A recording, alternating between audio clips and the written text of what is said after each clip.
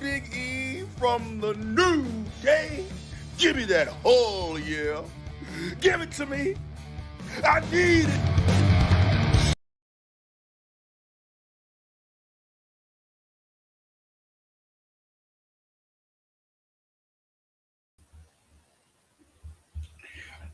Ugh. Hello, welcome to the Give Me a We Whole made Yeah. it. Can you hear me? Yeah, I can hear you fine. That's good. That's nice, isn't it? Oh man, Yeah. I was sound asleep like 10 minutes ago. I was like, yeah, living the dream. Snapping like what do you call it? Like a baby. I was sleeping. Just the world was all right. I was peaceful and happy, and then my alarm went on, and I was like, No. I've got to do a Monday Fiddlestick. Night Raw. Fiddlesticks. I've got to do a Monday Night Raw live stream, but with my buddy Dan at least. So welcome to the Give Me a Whole Yeah podcast. It is 10 to 1 in the morning. We are a little bit later than usual because I was asleep. And I'm still asleep. And you're going to have to cover for me, man, because I'm recovering. Are you off to go make a cup of tea? I can't, mate. I can't. It's too. I've not prepared. I've not prepared anything. I'm not prepared. I've got to just sit here. I can have a You've glass still of got 10 water. minutes before Raw starts. It's fine. I can have a glass of water is what I can do. Yeah, but then you've got 10 minutes before Raw itself starts.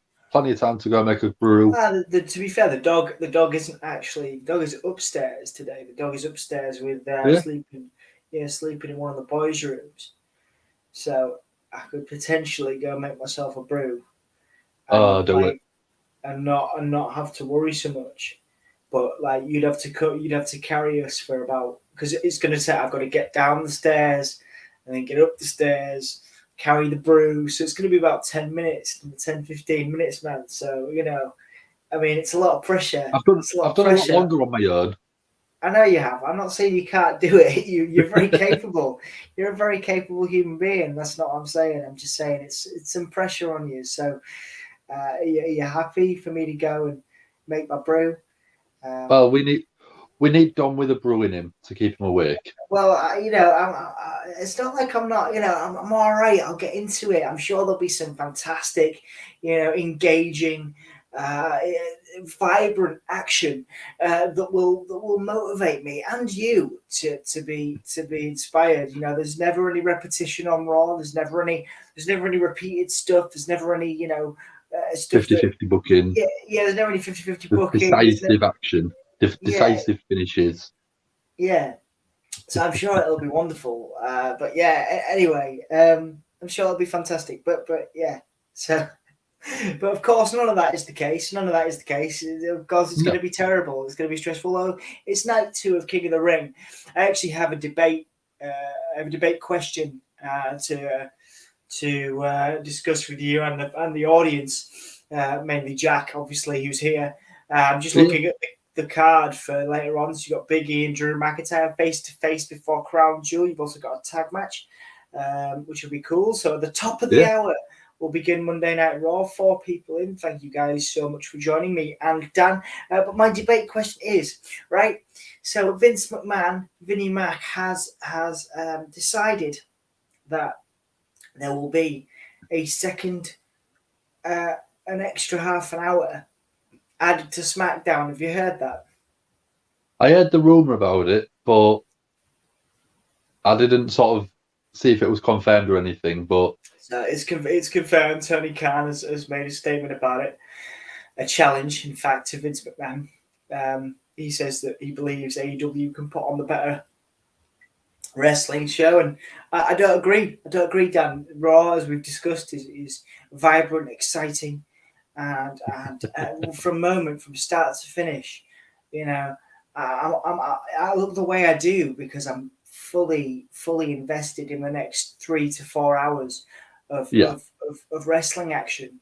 This is what you want to be awake for. Of course, I'm being completely sarcastic, and Raw's going to be a disaster. But what I'm trying to say is, I don't know if I can be asked to do SmackDown, man. right? Let me explain to you why that is. Because if I do SmackDown, then it stands to reason that I could do Rampage as well, unless I look at the spoilers, which I did last week, right? Yeah.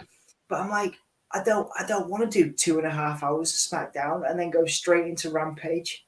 I could just do SmackDown, but like even then, 2.5 hours.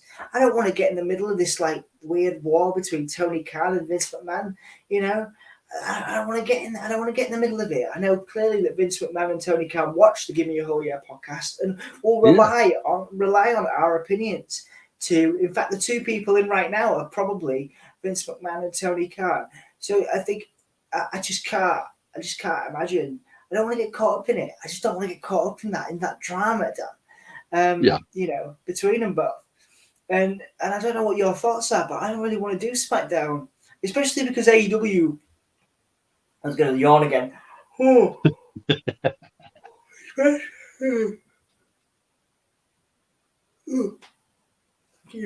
Especially because AEW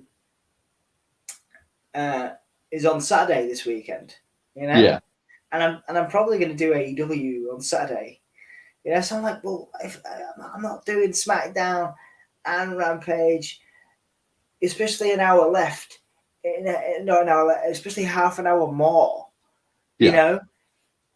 On Friday. Yeah, I mean, the King of the Ring. We said this thing. We will be breaking our promise, or my promise, because I made the promise and I dragged you into it.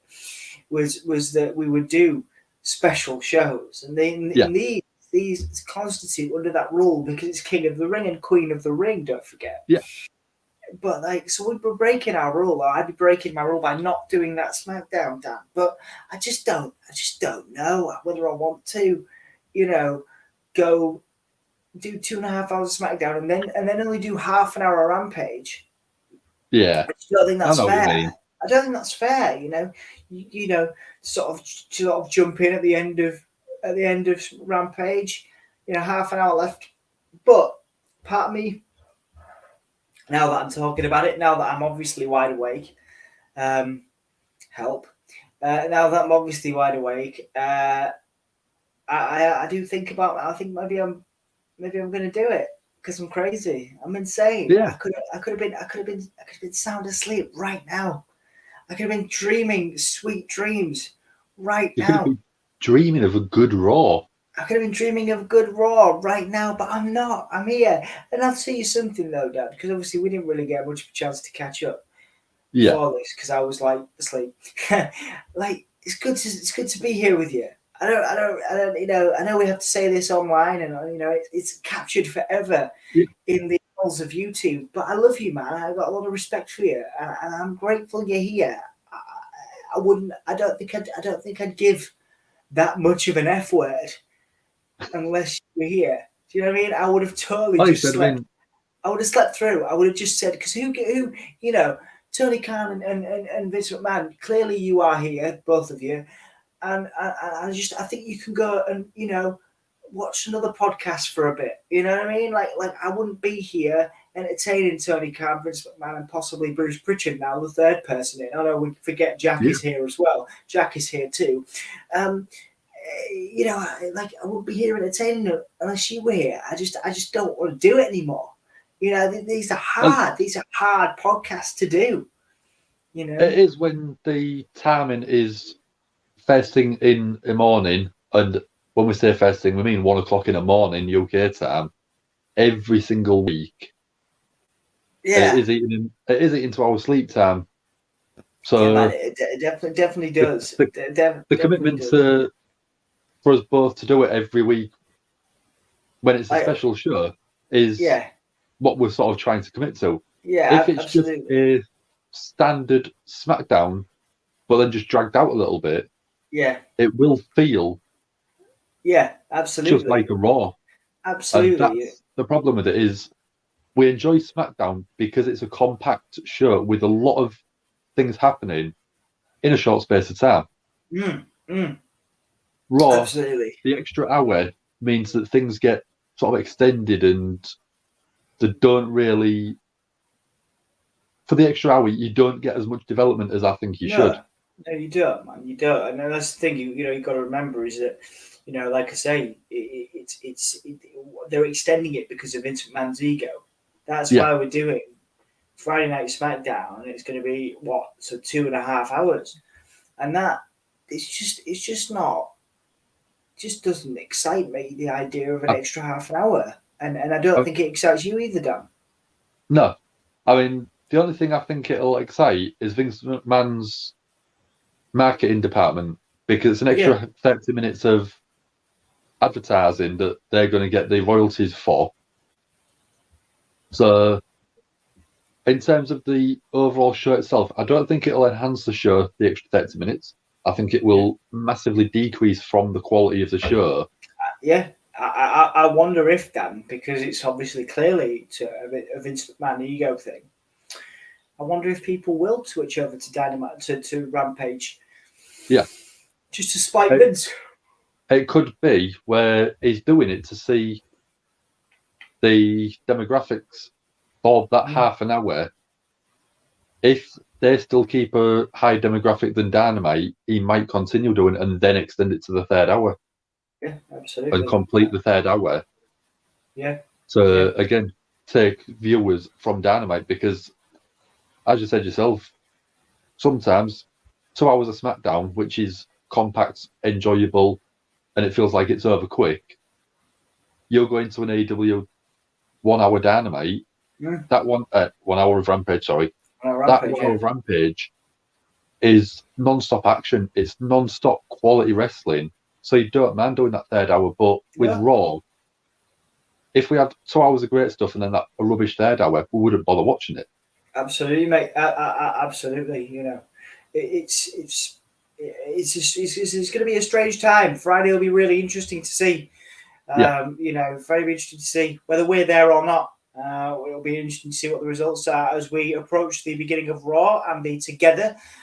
We have had the then, we have had the now. We are now on the Together with the WWE sign. We are fading into Raw and the crowd, the raging WWE crowd, clearly as excited as we are. They're not quite as excited as we are. Obviously, they're less excited than we are to be here, to be watching Raw, to be right here in our respective living rooms. That is from where my mum lives. Yeah, of course it is. Yeah, absolutely. So we're getting Bianca Belair and Sasha Banks. That should be a new nickname. I wonder why they haven't come up with that already. I bet somebody has somewhere down the line in a different type of movie franchise. Yeah. I just got the way you meant. Bianca Belair and Sasha Banks versus Becky Lynch, and I can't even remember who that was. Oh, Charlotte Flair. There you go. Charlotte Flair, who we have an interview with on the channel. Go check it out if you're interested. 5 people in. If you haven't liked the video yet, please do. If you haven't subscribed, please do. We really appreciate it. Thank you for your support. Gav Jarman has started rewatching Gotham. I have never started because I'm one of them old school people. I don't really want to watch it if he's not already Batman. I don't want to watch it if the Joker's not involved. But I hope you enjoy it, and I've heard really good things about it. I hate to say it, we'll go another Gav comment with 8 people in. Thank you guys. I hate to say it, but with SmackDown, it's the WCW thing all over again. But WWE are on the WCW side of the fence. Yeah, I think you're possibly right there, Gav. Yeah. Possibly right, but it's too early to tell. A lot of people saying, WB are becoming, WB are going to fail and AEW are going to take over. You got to remember, AEW's been around a little bit less than WCW, and there's plenty of time. And I hate to say this, Dan, there's plenty of time for things to go wrong yet. There's plenty of time for stuff to go wrong, and people get too excited about AEW being this, the new big thing, and it is absolutely that. But but it could all go tits up. Let's not forget that. I mean, there's still, even though it feels like they've been around a lot longer than they have already. Yeah. But they've only just passed the 2-year TV mark. Absolutely.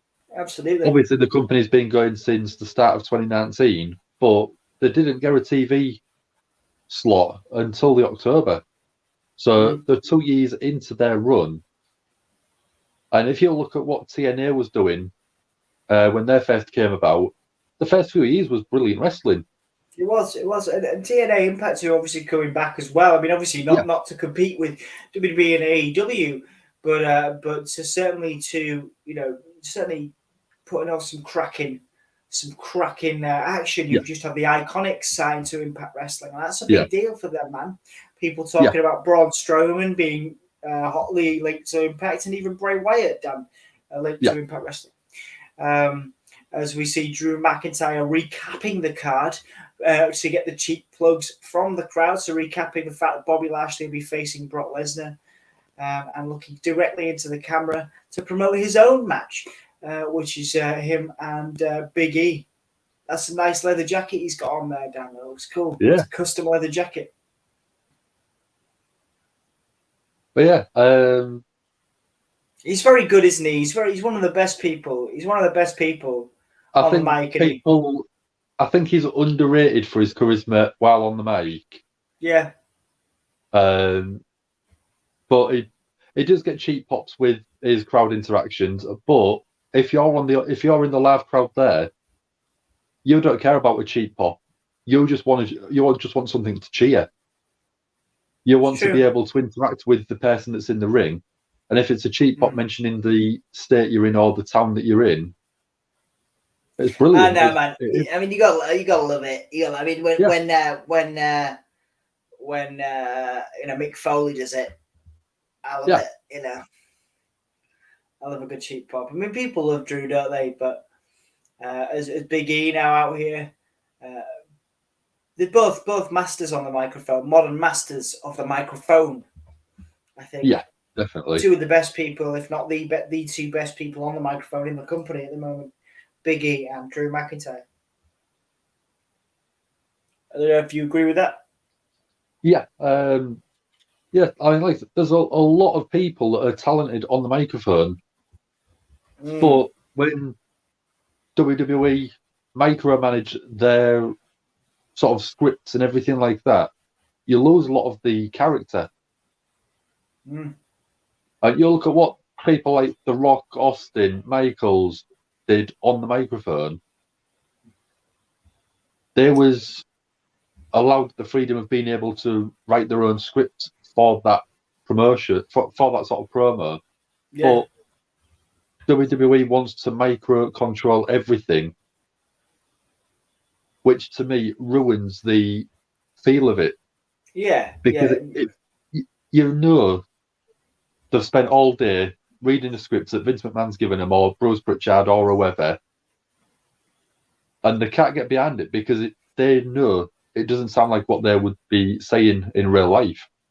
It's like overproduced, right? Like that's what you're saying. Massively. It's all very overproduced, Big E just said something about Drew's massive sword. Yeah. Well, he's a tall guy. He probably does have a big sword. There's some nice comedy dialogue between Drew and Big E here. Something about Big E's nipples. Yeah. There's you got to give Drew some plugs for his comedy. He's pretty funny. Yeah. There you go. We have an interview with Drew on the channel as well. Sorry. Anyway, carry on. I mean, he was a member of 3MB, so we know he's got the comedy stuff down to a T. Absolutely, man. Drew says he's a 2-time WWE champion.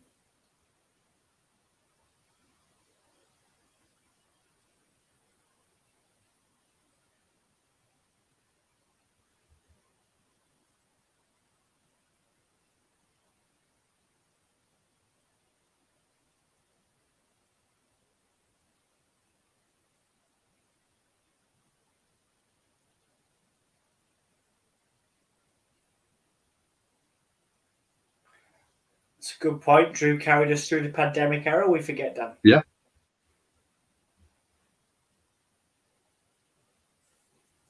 It was a bit sort of devastating that he didn't get the crowd pop on his first title win, but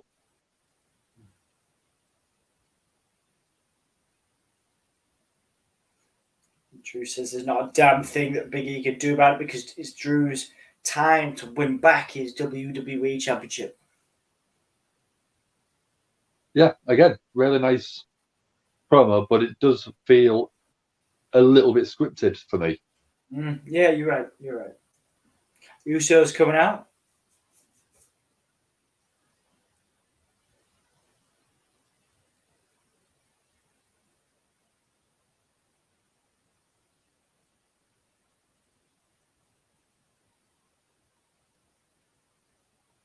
Usos out here now.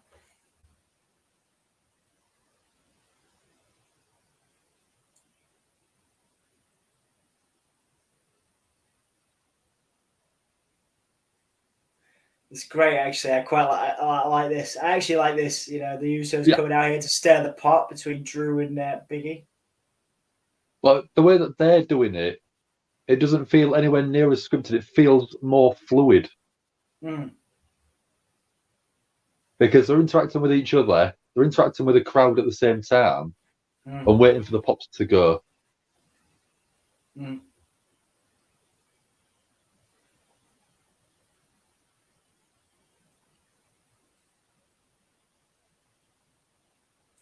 bloodline is in your city again, another cheap pop, raising the fingers high up.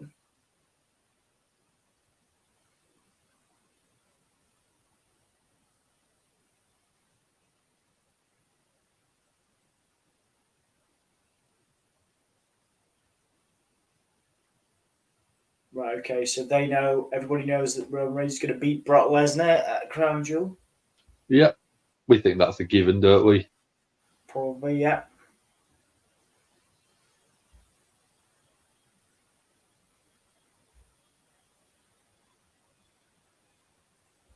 Who's going to be WWE champion? Is it Big E or is it Drew McIntyre?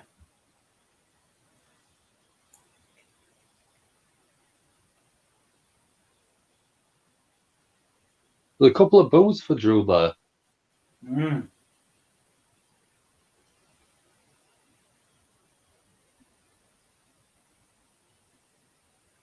All right, so the Usos saying that Drew is going to end up in the crosshairs of the Tribal Chief on SmackDown. Yeah, which that's where he's going. So you've got to expect it to be in the title picture. Yeah, he's legitimately in the championship picture, I would imagine. Yeah.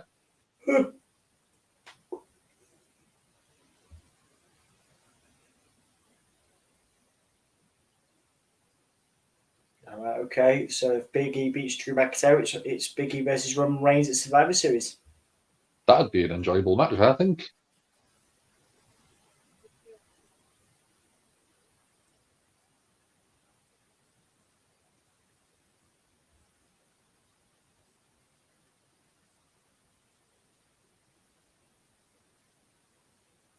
We're the ones, the Usos, raising their fingers to the sky, and then Big E stopping them, leaving the ring.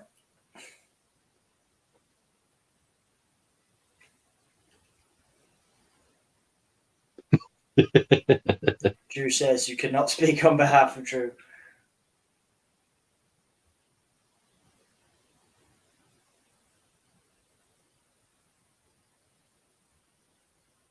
Ooh. All right, Drew and Big E in a match tonight with the Usos.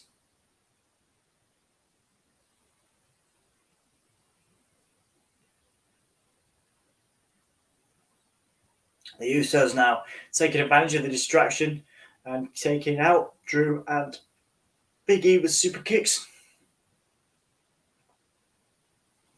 Yeah. All right. That was actually not a bad opening. I'll give it that. Yeah. It wasn't a overly long opening, which is what we were sort of conditioned to on Raw. It was a couple of quick little promos between the two, and then bring out the Usos and set up probably the main event of the match tonight. Yeah. So far, been okay. Yeah. Okay, the New Day out now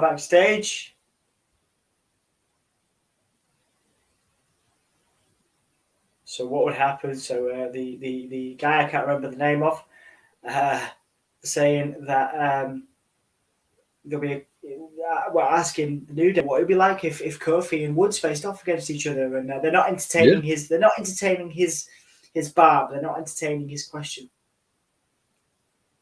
You've got Kofi coming out first for his qualifier, I think, or is it Woods?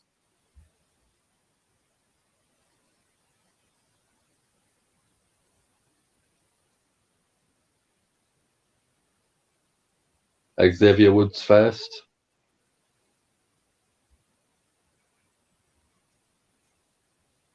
I think we're seeing the future. Xavier Woods being able to sit in the King of the Ring chair. Yeah, I like that, man. I think it's happening. I really do think it's happening. Yeah.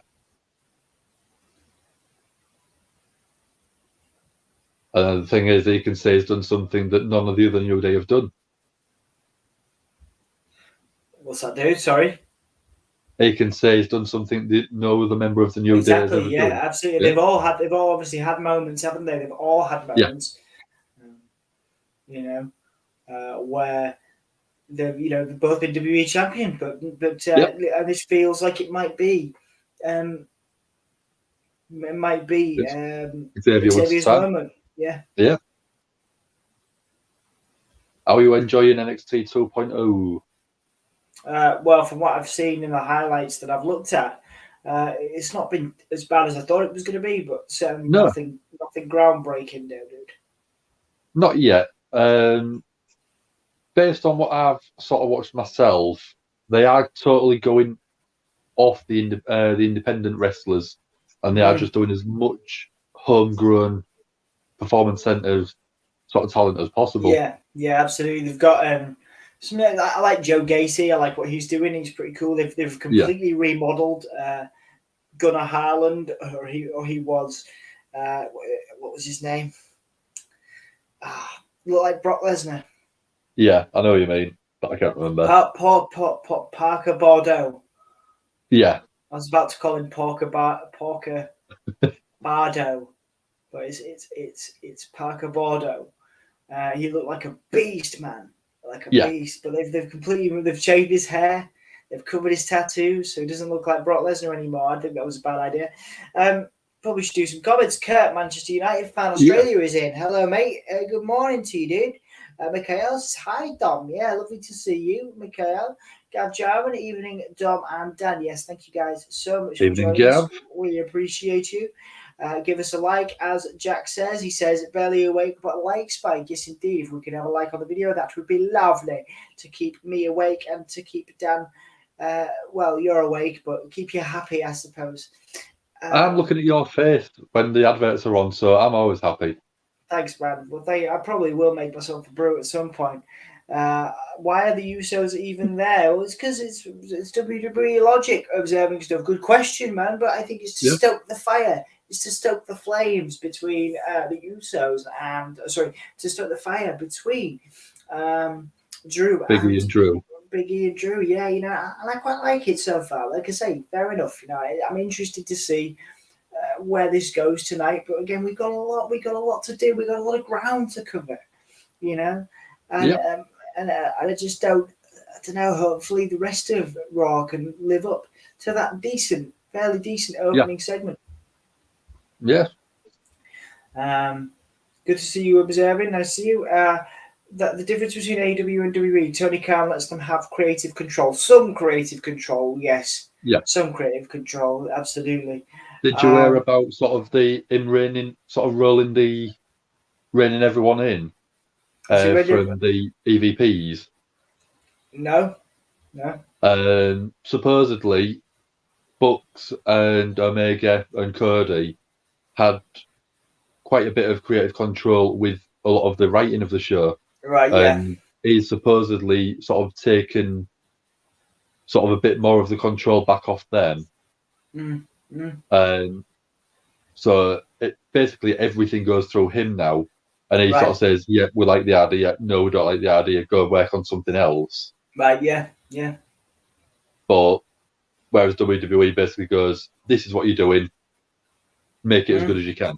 Yeah. They don't really get much say in it, but supposedly Tony Khan gives them the freedom to write what they want, and he just signs off, says, "Yep, it's great." No, it's not. Yeah, fair enough. Yeah, I can tell that's cool. So, boys, nice to see you, John Elite 45. John Elite for life. Nice to see you, mate. It's been a long time. Between Cole and Danielson, who was a bigger loss for WWE? I mean, Danielson probably, but Adam Cole is very popular as well.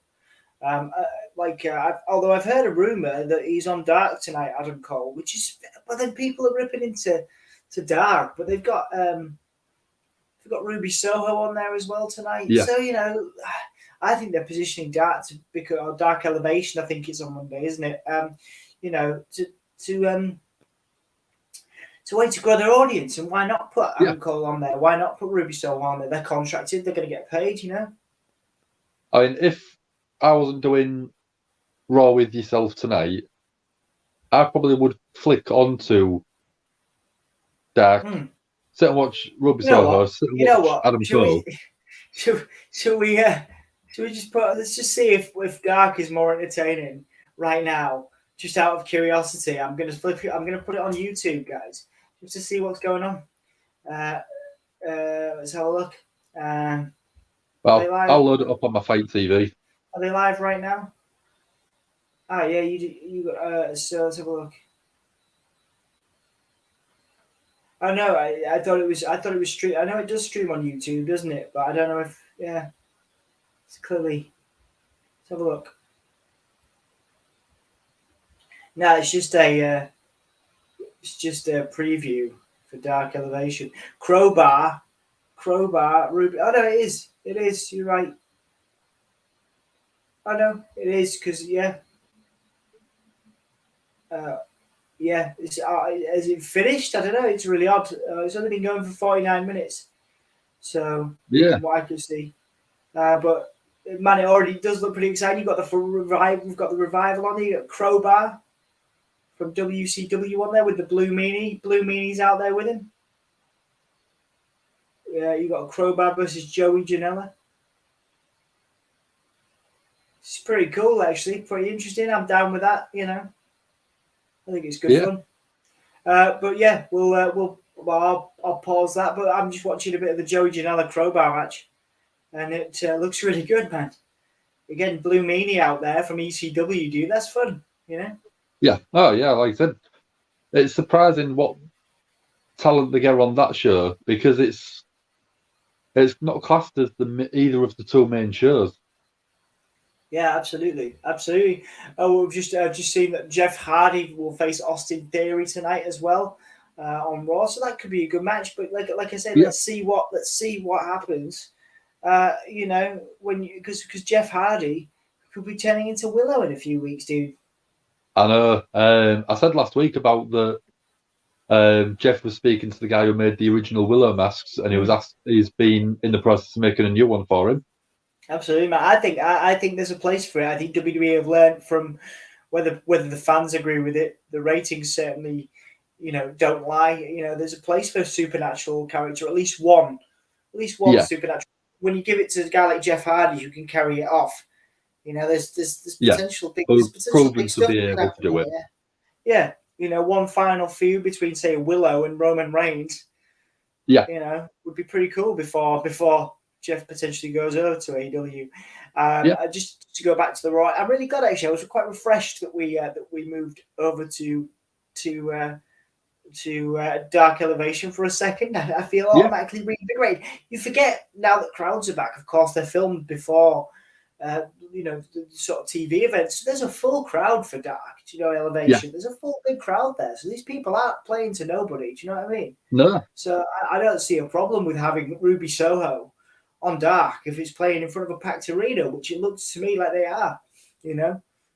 What's the difference? What's the difference between AEW Dynamite in front of that crowd and AEW Dark Elevation?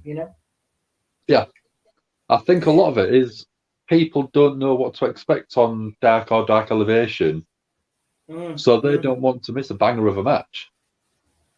Yeah, you're right. You're absolutely right.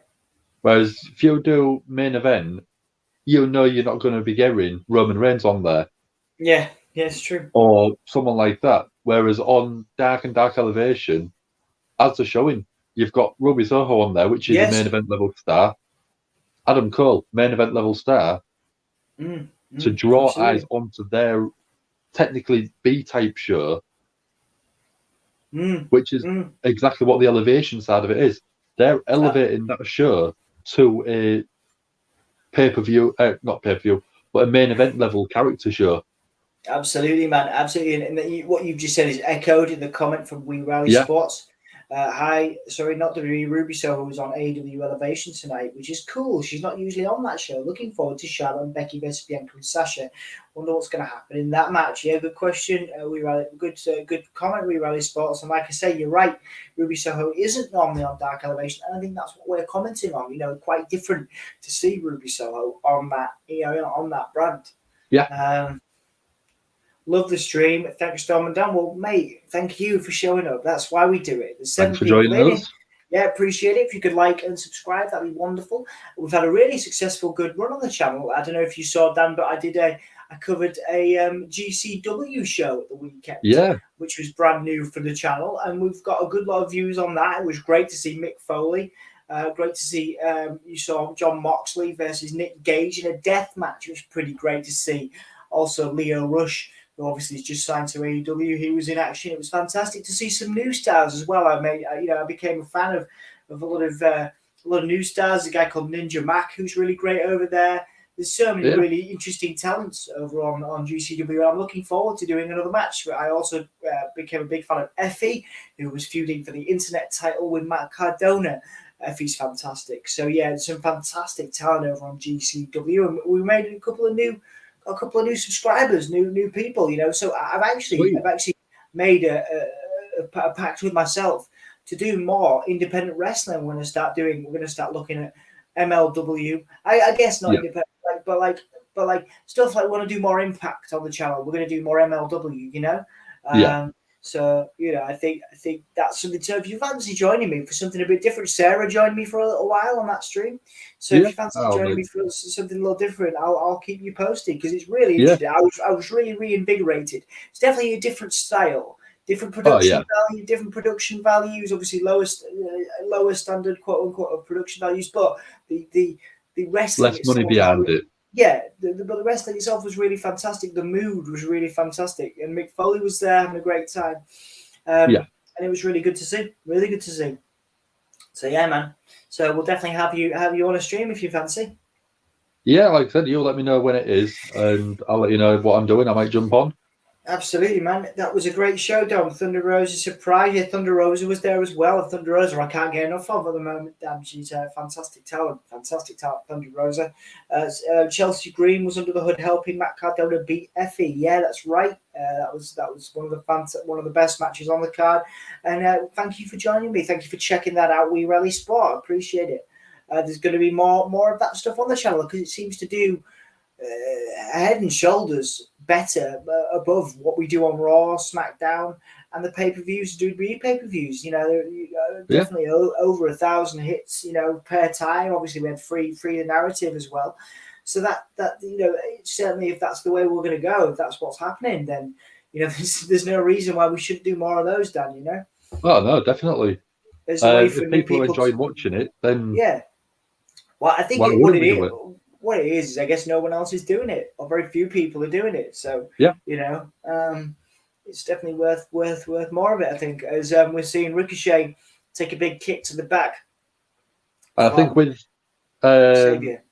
the 5 Labors of Jericho, with Nick Gage being one of the matches, I think that brought a lot of people's eyes to how big the independent sort of scene is, or the companies that don't have as much income from TV sponsors and stuff like that.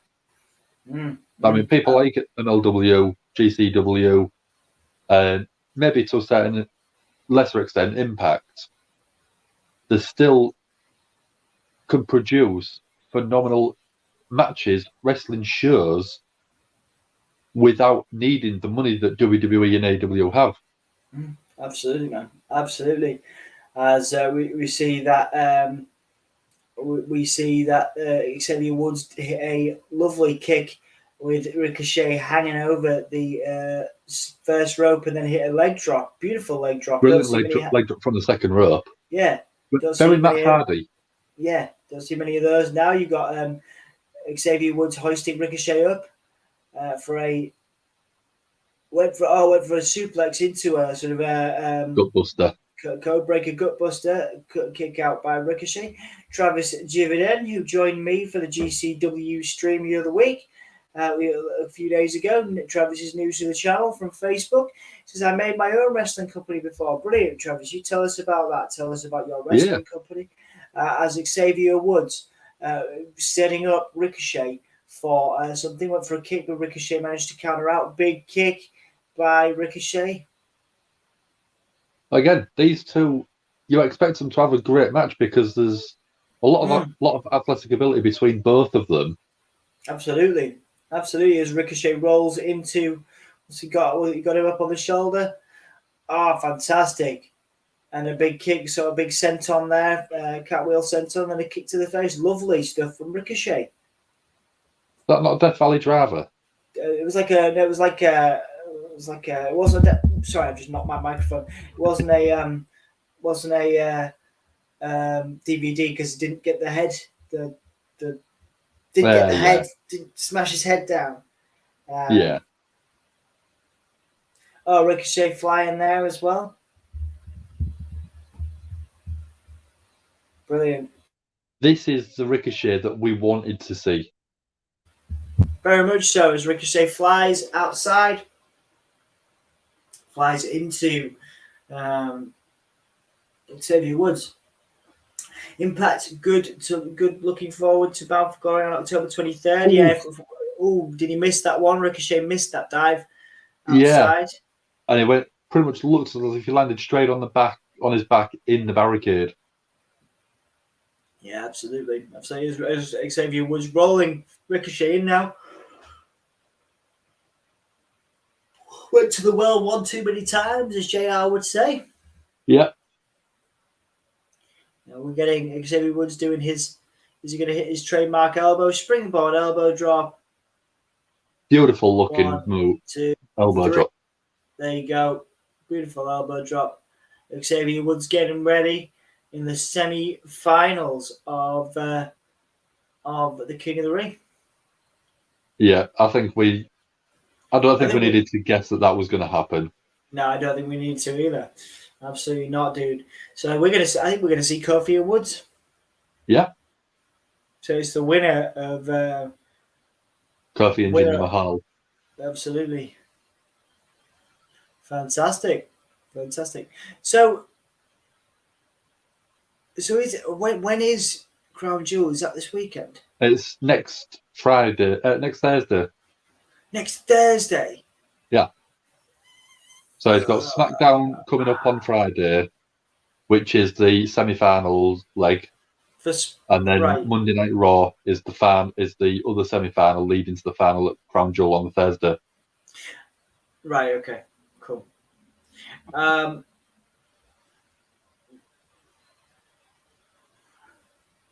Right. This was last week, almost, and AJ Styles attacking Randy Orton and Riddle.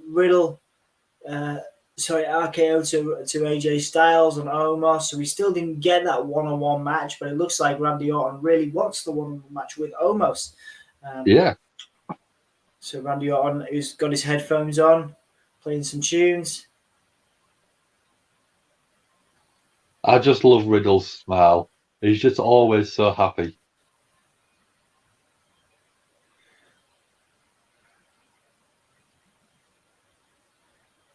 Someone just challenged Omos to a match one-on-one tonight.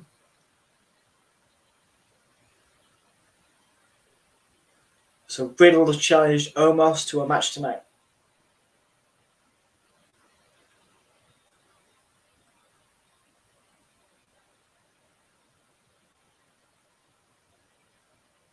All right, so it looks like Riddle's getting destroyed by Omos later. Yeah.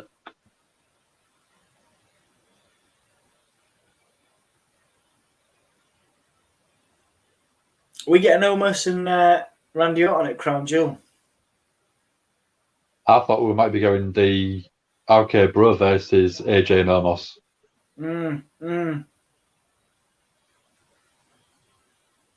Or we get that match at Crown Jewel. AJ and Omos win the titles back. Randy turns heel. It's too early for him to turn heel, man. It's too popular, isn't it? This tag team's too popular. I know, but you know what WWE is like. They don't always strike while the iron is hot, but they always do it a bit too early.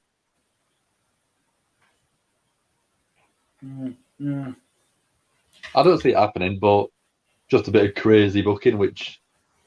I mean, we need something, don't we? We need something to keep us going.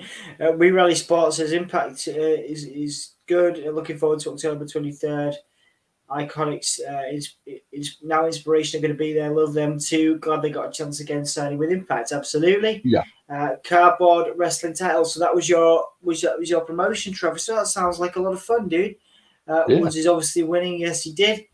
Do you think AJ Styles is going back to Impact? There's more chance of Dan and I signing to Impact Wrestling than there is of AJ Styles going back to Impact, Travis. But I mean, it'd be great for Impact if he did. But maybe when he's Ric Flair's age, you know, that's an arguable point. But then I think AJ Styles has other plans when he's a lot older. He wants to train people, I think.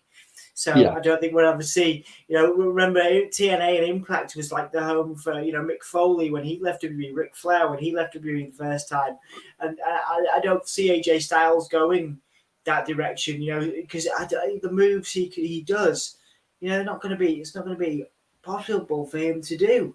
You know, when he's in his 60s. You know, so I can't see him returning to Impact. If he was to do anything, I think he'd probably look at being backstage producer if he was to go back to Impact. It's an interesting but point, I think there's many other places where people would want him to go. I mean, I'd love to see him have another run in Japan. Yeah. Absolutely, mate. Absolutely. If he finished his run with WWE in the next few years, he might go back to Japan just to have one final blow-off. Absolutely. And I think I would prefer watching that over as watching him go to Impact or AEW. Yeah. Like I said, I think honestly, I do think that you know, he'd do some wonderful things, you know, in Japan and also in a backstage role at Impact. I really do. But equally, you know, he's going to make money. He's going to make money wherever he goes. So if he wanted to, he could carry on a career, I'm sure, you know. But yeah, right, I'm going to go make myself a brew, man. So you take it from here for the next 10 minutes and I'll be back in 10, maybe just a bit over. You go for it. Cool. Oh, we know you need your brew. I do, most certainly. I've got my brew. Absolutely. What hood are you wearing right now? What is that? It's a cool looking logo. Is it? Oh, Star Set. Well, I haven't. They're cool. That's nice. Bit of plug in for a good band. Have you ever listened to them? On and off, not loads. Yeah, I've seen them in Manchester a couple of years ago. Really, really good gig. Right. And they put on a proper performance. It's not just go out there, sing their songs. They put on a proper performance with like characters for each song and video packages. Really, really, really immersive gig. Absolutely. I'll just answer a couple of questions with you before I leave. Do you think Drake Maverick will go to AEW? No. I think he's got much more chance to go back to Impact Wrestling. I know he did annoy Dixie Carter when he left because obviously Impact got him all his American visa stuff for him to stay in the country. And then he left to go to WWE. But I think Dixie Carter's no longer there anymore. And I think he'd be a great asset for them, obviously, as the Rockstar Spud character, which is well known and established. So I think you could actually, or he could go to NXT UK and do well. So, and they have no. It doesn't look like they're getting rid of anybody from NXT UK. So, yeah, could be done. Could be done. What do you think about Tessa Blanchard signing with WoW Women's Wrestling? AWW didn't want to. Just wondering what you thought, Dom and Dan. Good question, and we can't ignore WoW Wrestling, but of course AJ Lee returned in a director's role, kind of backstage role for WoW as well. I think we'll probably end up doing some WoW streams because it sounds like they've got an interesting plan and interesting roster, Dan. Oh yeah, definitely. I mean, for myself, Tessa Blanchard has been, over the past sort of couple of years, in the news for all the wrong reasons. And I mean, that's why WWE was hesitant about signing her. Same with AEW.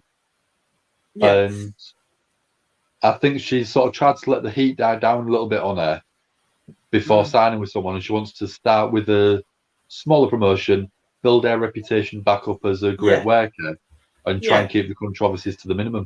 Absolutely, and I think a lot of attention will be on WoW on a global level because of AJ Lee. Draw. And also Tessa Blanchard is a talent, and I'm a big believer, just me personally, in people deserving a second chance. So I would be happy to give her that, and hopefully she'll be able to learn from what she's been through before, and what's happened to her before. So absolutely, totally. I'm looking forward to doing a WoW stream with you, Dan, potentially. Maybe we'll do one together. Yeah, definitely. We'll have a look at that in future. Absolutely. What would you do if Jackson Riker went to it? But I think that's very likely. Jackson Riker had a very good reputation in Impact Wrestling. He was Gunner, and I think he was in the title picture at one point for the Impact Championship. And I don't think there's anything wrong with Jackson Riker. Obviously, he's made some questionable comments in the past, depending on your political beliefs. And obviously, certainly I have a different political opinion. Obviously, I'm not American. I have a number of American friends who have a difference of opinion. He was a big vocal Trump supporter, but that's not what this podcast is about. Despite my disagreements with him politically, I think he's a great talent and a great worker. I think, but he suits him. He could be a big star in Impact Wrestling. If you put, it's like if you put Buddy Murphy as, it looks like the Hurt Business have returned to form. Sorry guys, we kind of went off on there. The Hurt Business just got a win back. They are now friends again after feuding for months. Well, of course, we don't remember that in WWE RAW. No, the fact that these guys had loads of matches, Shelton Benjamin and Cedric Alexander tearing each other apart. To me, it was basically Men in Black moment, and it's all gone. We don't remember anything happening. Yeah, that didn't happen. Mansoor and Ali. Consistently getting beaten. And now Mansoor and Ali looks like they are. Ali just pushed Mansoor down. Mansoor down, so they're not working together anymore. Looks like they break up with that team potentially. As we're recapping from 3 weeks ago, and Shayna Baszler stomping on Nia Jax's hand and becoming full heel. Damn, full heel Shayna Baszler, which is, I think, what we wanted for a long time. We've wanted it for ages. Ever since the Elimination Chamber where she just tore through fools. That's what we wanted. We wanted to go back to that level of Shayna Baszler dominance. Absolutely. But Dan, she ran into Doudrop, and I have all the love in the world for Doudrop. I think Doudrop is the most wonderful, beautiful, fantastic performer. And I also interviewed Doudrop, not in her current form, but as Piper Niven many years ago, when she was working for Impact, weirdly enough. You could see that if you go to Soundsphere magazine. I'll put the link in the comments for you since we're having a Doudrop match. Lovely person, and just a great. I'm just super happy to see her on the main roster doing really well. Yeah. But I don't want to. This is the thing. I don't want to see her lose to Shayna Baszler. I think with the character, she can afford to take a loss or two to someone like Shayna Baszler. But with a lot of sort of WWE booking, they'll do a screwy finish, then they'll do a 50-50 booking, then they'll do another 50-50 booking before a pay-per-view match. And it just doesn't create as big of a star as WWE thinks it should. If you look at Shayna Baszler, the amount of people that she tore through, it built her as a credible star because she was beating everyone. Yeah. And that's how you elevate talent. You don't give them a win, a loss, a win, a loss, a win, a loss, because it doesn't create buzz about the character. No. Look at how Goldberg got over. Look at how originally Shayna Baszler got over. Look at how Asuka got over. They just went on a tearing streak and beat everyone in their path, which made them feel like I was going to beat them. There was intrigue about it. There was intrigue about the character. There was intrigue about the matches. Absolutely, mate. But when you're losing every other week, you're not going to feel like a star. No, you're absolutely right, mate. You're absolutely right. You're absolutely right. I think they spoiled Shayna Baszler for a long time, and hopefully, they're getting back back soon. on track. I'm wondering what this. I'm looking at this new horror film that's out called Antlers. What's this about? Something about spirits. Looks pretty creepy. I bet you can't wait to watch that. Actually, it doesn't. Well, yeah, no, but that stuff. I love I've always loved monsters. Do you know what I mean? Like fictional monsters that aren't real. You know, the stuff I don't like is it's far fetched that a doll could come to life and kill you, but dolls, we all have dolls. Do you know what I mean? We don't have 7 foot, deer monsters that looks like it looks like this film. That's what's in my other bedroom at the minute. What? A 7 foot deer monster. Sure. It's not a 7. Right, let's have a look at the plot for this. Become concerned about one of the students, a young boy named Lucas, is secretly keeping us. Okay, so it's about a kid secretly keeping a supernatural creature inside of the house. I mean, that's a pretty tried and tested horror film plot, but I'd be okay with that. Such a cliche, though, isn't it? It is, but you know what? I'd be fine with that. Let's give it a go. Yeah. Let's have a look. Okay. Where Rally Sports just put a comment in that I fully agree with. Shocked if Shayna Baszler will lose to Brooke tonight, and we're glad we're getting Shayna used properly. She was pinned 11 times before splitting from Nia, and it's now back to old Shayna Baszler, which is exactly what we've just said. Absolutely. Looks like we're probably going to get a Shayna Baszler mugging of Dana Brooke. Pretty much a squash, I'd say. And then have Doudrop back, I think. Yeah. So this is Shayna Baszler and Dana Brooke in the Queen of the Ring. I would give Baszler the Queen of the Ring. Baszler or Doudrop. I think probably Baszler over the two. Baszler versus Liv Morgan in the final. And I would give it to Liv Morgan. Liv Morgan didn't. Yeah, but Liv Morgan didn't get through, did she? Oh no, she didn't, did she? No, she didn't get through, did she? Yeah, then it's got to be Shayna Baszler just sort of destroying everyone. Yeah, absolutely. There was 11 people in a second ago, but obviously they disagreed with our booking. Thank you guys so much for joining us. If you haven't liked the video yet, please do. If you haven't subscribed, please do. We'd appreciate your support. Johnny Pool PT has a comment on. We love Johnny when he comes in. He always drops some great knowledge and questions. Do you want to read his comment out, Dan? Yeah, sure. Look at Roman over the last year. You have Road Dogg, which is backstage producer at WWE, and say wins and losses don't matter, which we know is bull. It boils down to WWE want to push, in Johnny's opinion. Yeah, we know that. Yeah, we fully agree that WWE is going to push all they want, and they're going to make it basically where they don't care about wins or losses. Yeah. Absolutely, mate. Absolutely.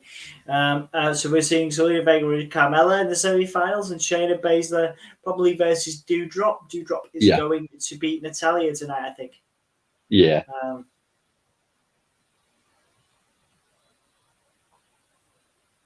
I mean, again, I really enjoy watching Dana Brooke. I think she's massively underutilized. Absolutely. I mean, she's a former bodybuilder, which has barely been even spoke about on WWE. Yeah. And I would possibly put her up against any other woman on the roster, pound for pound for strength, and they just don't play into that story. No, you're absolutely right, dude. As we're currently seeing Charlotte saying that she doesn't care about Shayna Baszler, she doesn't care about what happens tonight. She is the most decorated champion, and it's a good point. And she is royalty in the world of wrestling. Yeah. I mean, if you've got the last name of Flair and you don't succeed, there's something wrong. Well, no, I mean, obviously you've got David Flair, who didn't necessarily succeed in WCW. I don't think it's impossible for a Flair not to succeed, but certainly Charlotte has done very well for herself. Yeah. Quick one. Where's the plug? Oh yeah, sorry, I've interviewed Charlotte Flair on the channel. You can go check that out. I'll put it in the comments if you want to check it out. I will the Charlotte Flair interview. You can see it in a second.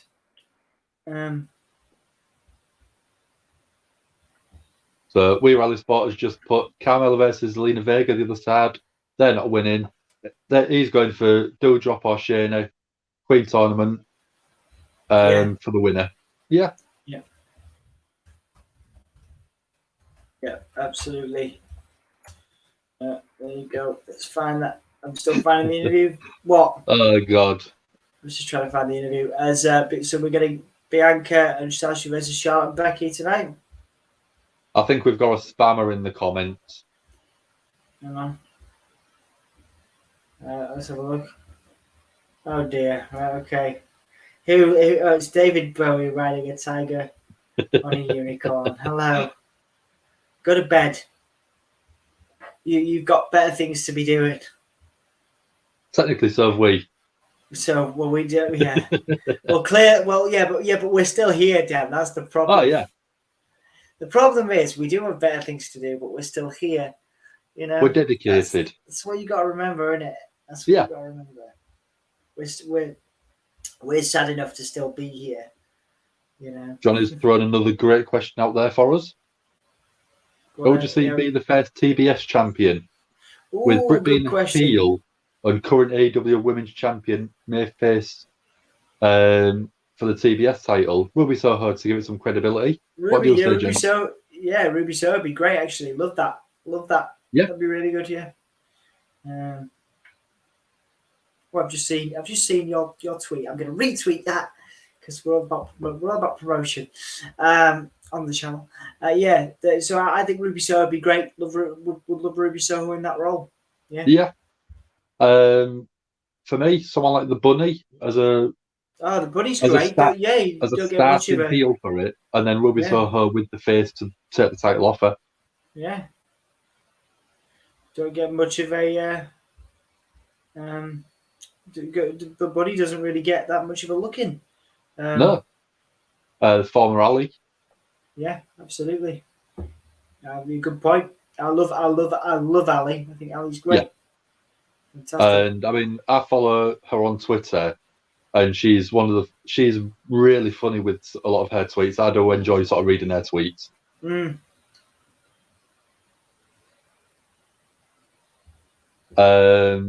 David Bowie as sort of mirroring my own heart. Favorite sandwich, yeah, absolutely. Although to me, I would throw an egg in there as well.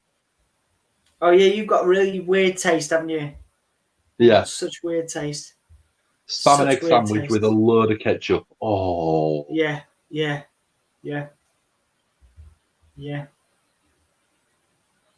It's not for me, dude. Not for me. It's so good. Yeah, it is. I mean, I don't know, it depends who you are. Again, I say yes because to you it's great. You also like cheese, and I hate cheese. So Cheese. I mean, if you don't like cheese, there's something wrong with well, you. we've explained. I've explained the thing. I know you've explained it, and I fully accept your reasoning for not liking cheese. But if you're just a regular person that's never really eaten cheese and you don't like it, you need shooting, I think. Yeah. I've heard that So, many times. Many times I've heard that done. David Bowers asked a question that's not wrestling related. Right, and then I've brought it up for us. thank you. I have a question. If you could jump back into one moment in your life to relive it, what one would it be? I don't know, just for the enjoyment, not because I would want to, go back in time. Probably the first time I met Anthony Naylor. Is that so you can avoid him? Yeah, no, I'm kidding. it's probably when I went to college in America, the first like that period of time. That was like an awesome period of my life. Like just because I had to work so hard to get over there, and like just have the best time of my life, like being over there and stuff, and meeting friends, and having like just building a whole load of friends that that I still care about today. So like that was probably the best time to go. If I was to go back to it, not to relive it, but just to visit it, which I think is Anthony's question. Re-experience it. I would do that. Yeah, absolutely. What about you? What would you do? Thinking about it, I've got two different things, both for different reasons. First one would be going back to the time before I'd ever read the Harry Potter books, just so I could experience reading the magic of the books again for the first time. Second one would be going back to being 10 years old and winning the North UK Championship of Magic for the first time. Oh, yeah, man. Yeah. Just because I think I was that young, I didn't really take it in what I'd done at the time. And it would just sort of go back to experience that again. Yeah, absolutely, mate. Absolutely. Yeah, sounds good, man. I'd like to see that. I'd like to have seen that as well, man, to be honest. I mean, there's a video of you on YouTube, of course. I think my mum might have a VHS videotape of me on stage, which I'm trying to get her to convert onto a MP4 style format so she can send it to me. Oh wow, that'd be really cool, man. If you could, yeah, like I said, I've asked her, but it's just trying to get her to do it.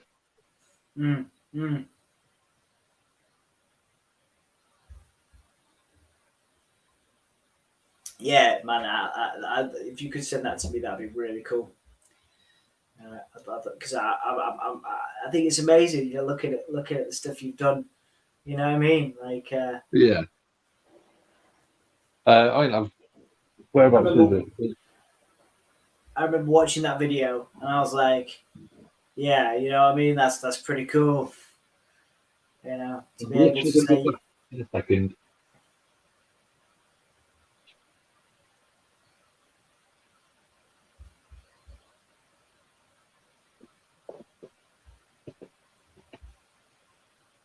Like when you was walking around with your gravy and chips, I felt so sorry for you because nobody wanted to sit at your table. So I said, "Come here, lassie, you can join me." That's not what happened. That's not what happened at all. I had many goth friends back in that time. I still do. Hallowed, yeah, me too. Hallowed halls of White College. Yeah, good times, man. And here we are, Dan. Here we are, many years later, doing a wrestling podcast. Haven't grown up at all. No. We're still both big kids at heart. You've got your toys and figures and stuff on your shelf behind you. I've got mine above me and all around the room in here. Yeah, absolutely, man. I'll show it to you. When I was at school, we did a media video making course. Sort of like in between other lessons. and we actually created, me and a couple of friends at school created our own little magic David Blaine type DVD. Oh, fantastic, man! Fantastic. That's really cool, dude. It was called The Evil Magician. It's called what? The Evil DA. That Evil Magician. That Evil Magician, right? Okay. Yeah. And it basically had me making someone disappear because they didn't like my magic. Nice. I'm getting, like I say, maybe we'll stream it. If you send me the video, we'll do a little live stream. We'll do a watch along. I mean, it'd be a very short watch along because it's only about sort of 2 or 3 minutes long. That's fine, man. That's fine. That's, we could put that in the shorts category, couldn't we? That's all right. All right. So AJ Styles is getting in the middle of this and saying that that Omos is going to remove Riddle's head from his shoulders.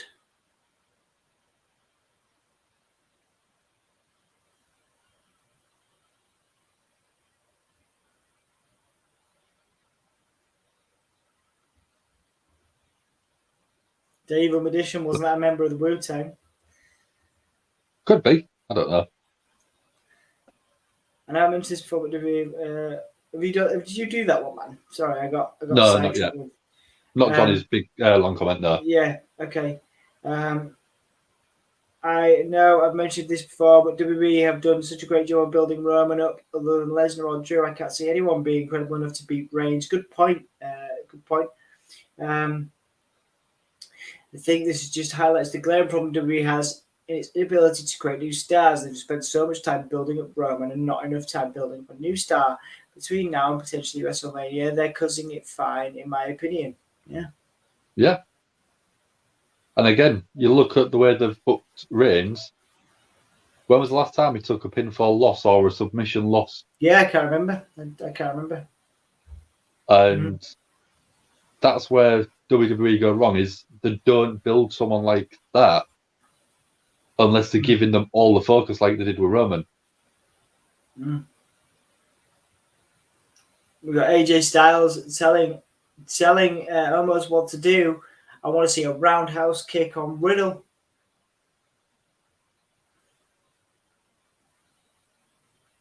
Where's Randy coming? Now you've got AJ Styles directing traffic, saying I want to see that on instant replay, and there's a kick. He's not directing traffic, he's directing WWE. Indeed he is. AJ Styles, Impact Original, directing WWE television. Beautiful. Maybe planning his backstage role.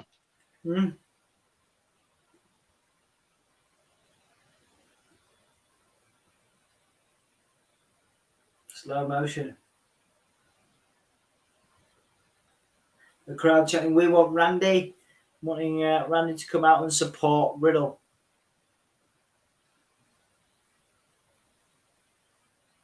I didn't like that slow motion angle because you could see Riddle's hands ready to protect himself.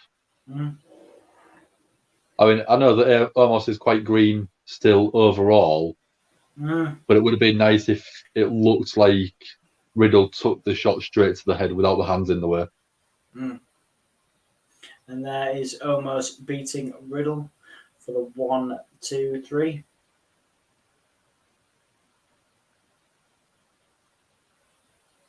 All right.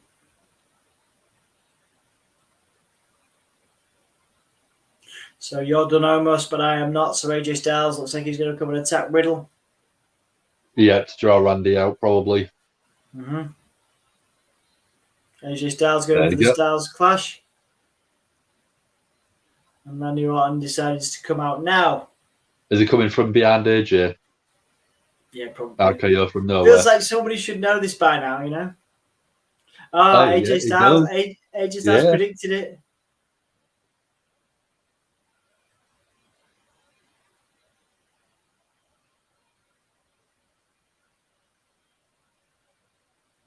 Right, AJ Styles directed Omos, saying over there, that's his thing. He's going to come from over there. AJ Styles has the front. Omos has this side. Where's he coming from?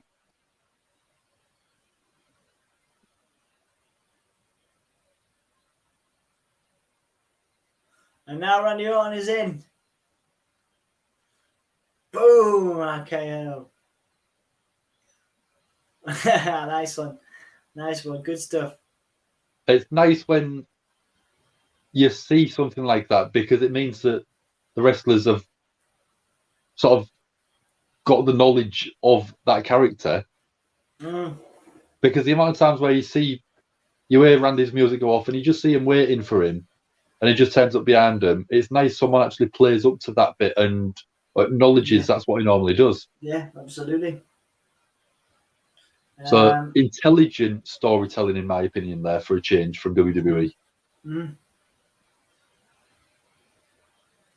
Yeah, really nice, actually. Really nice. Again, long-term storytelling there.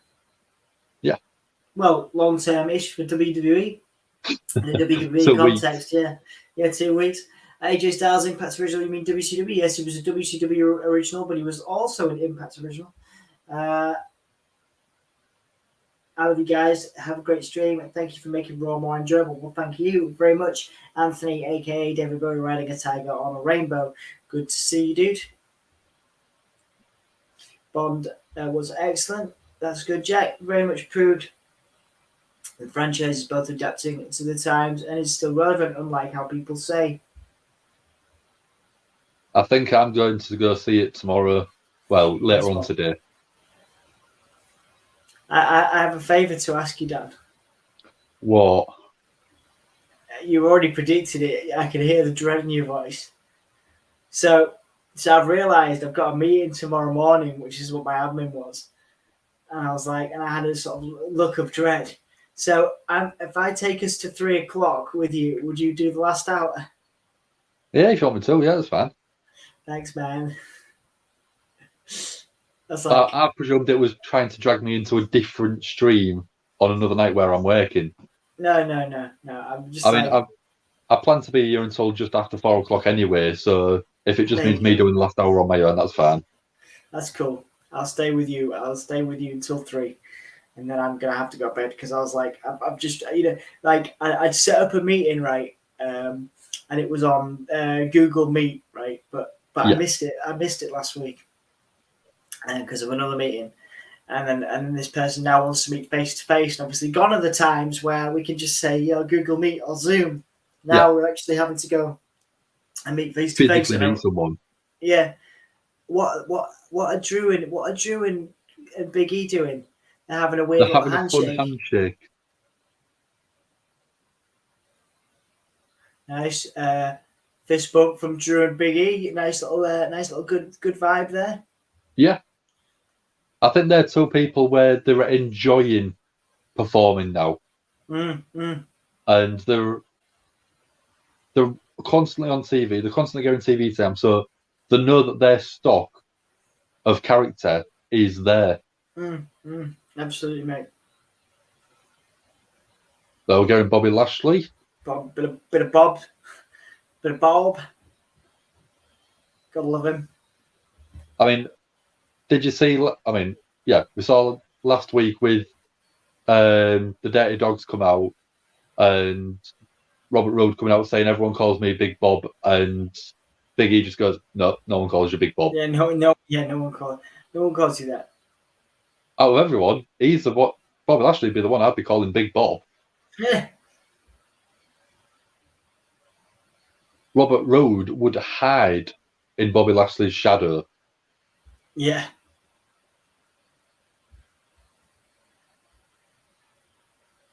And again, isn't Robert Roode technically an TNA original, Impact original?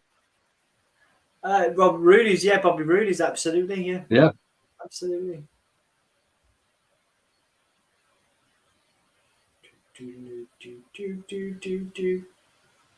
My mum's come back and said to me she's going to have a look, see if she can find the VCR tapes of my wrestling. No, I wasn't wrestling. My magic shows. Yeah, awesome. Yeah, we'll do it. We'll do a little watch along. I haven't told her why, but I've just said to her I might have a couple of projects coming along if I can get them on digital copy. Yeah.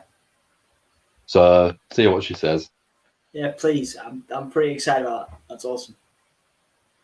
I mean, I'll look and sound totally different. I don't care. I don't care. I just want to see it.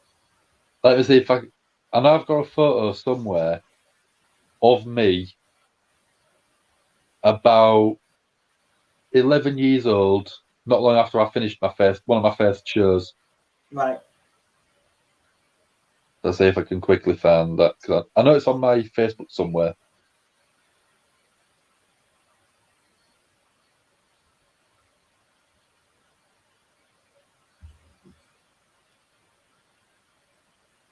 Yeah, where?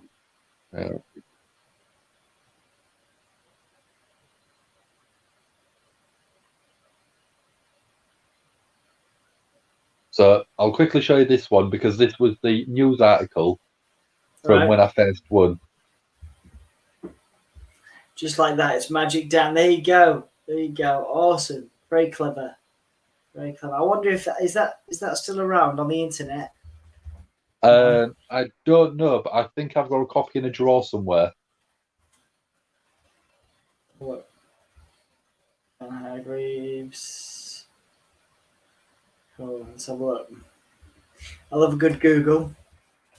Let's see. And then that was me on this side here with a few of the other guys that I used to perform with. Oh, wicked. That's awesome. I love those jackets. Those red jackets are awesome. Yeah. I mean, I think I was like 14, 15 there. Mm.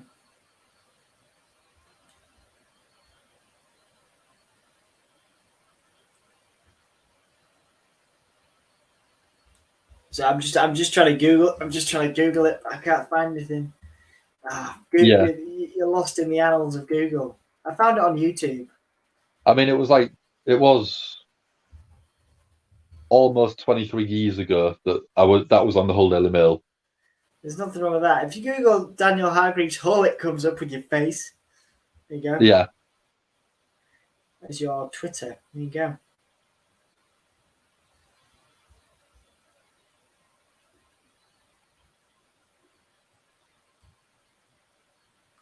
Yeah, crazy, man. Crazy, isn't it? Like, we met with me buying a phone, and here we are today at 2:11 in the morning UK time, hanging out together, watching wrestling. Yeah. It is surreal, man. I love the world. The world is good. I can't think of anything can't think of anything else I'd rather be doing right now than sat watching wrestling with a handsome guy. Well, thank you, man. I feel the same way about you. As we just there's a promo for Halloween Kills. Dan, you watch that? Yeah.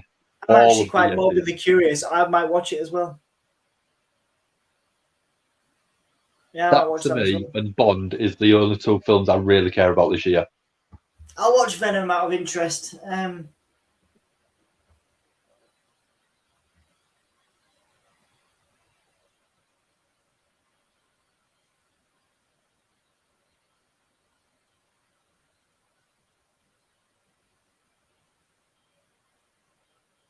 All right, so we're getting the recap of Goldberg and Bobby Lashley last Monday.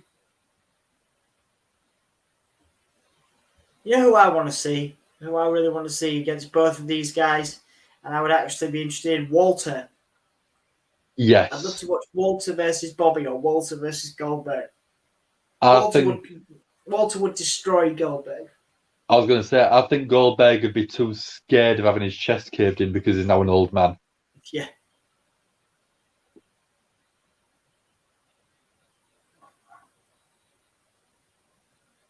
But I'd love to see him go up against Bobby Lashley because that'd just be two big, beefy guys just going against each other.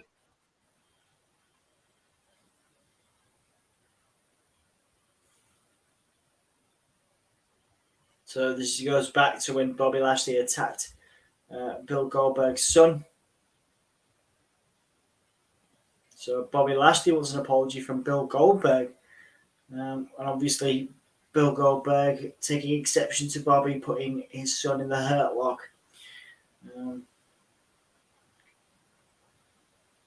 Thank you guys for watching. 6 people in. If you haven't liked the video yet, please do. If you haven't subscribed, please do. We really appreciate the support. Thank you very much. So Goldberg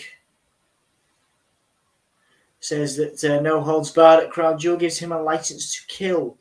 You think I'm crazy, and I am?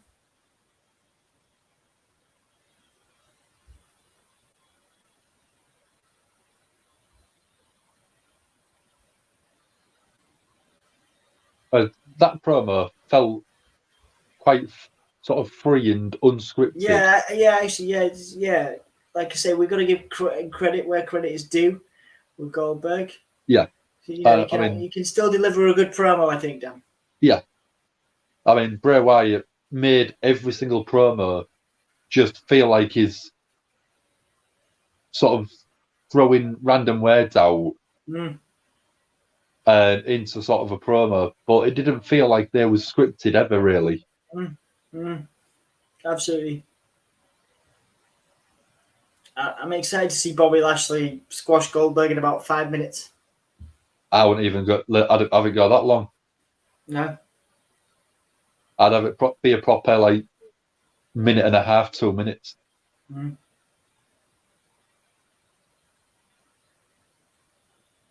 Bobby Lashley saying that a lot of people are asking him why he decided to challenge Bill Goldberg to a no holds barred match.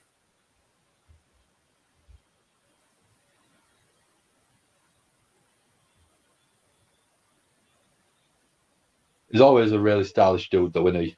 He is, yeah. Looks good in a suit, doesn't he? Yeah.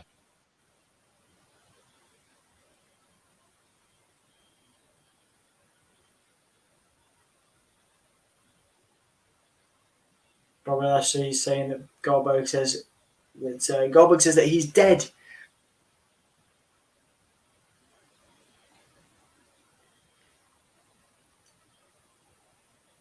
Bobby saying that this behavior is not befitting of a WWE Hall of Famer like Goldberg.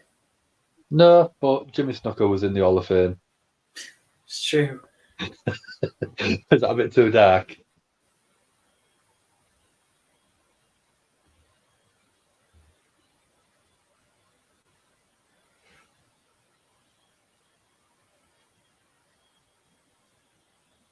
It's nice to see Bobby talking for himself, though. He was always criticised quite heavily for his promos, you know? Yeah. But this one seems to be well done. He's getting his point across. Crowd are jeering, because probably they want Goldberg.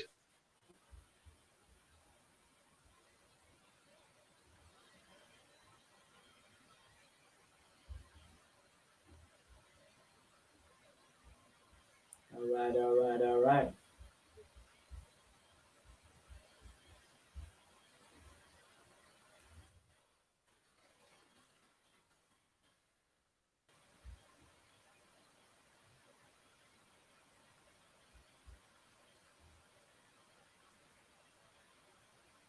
The icon of Goldberg has been reduced to a rabid dog, says Bobby Lashley. That just feels such a scripted line. Yeah. I don't like it. I mean, he's pouring it across well.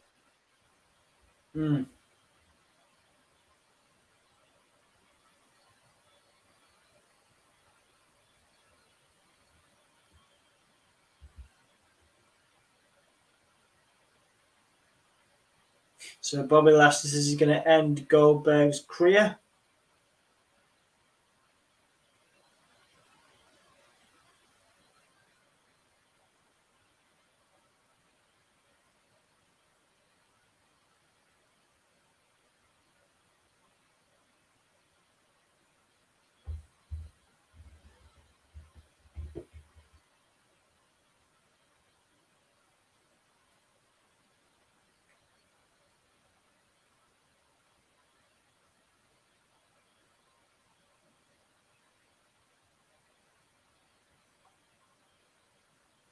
Bobby Lashley says you can't beat the Almighty.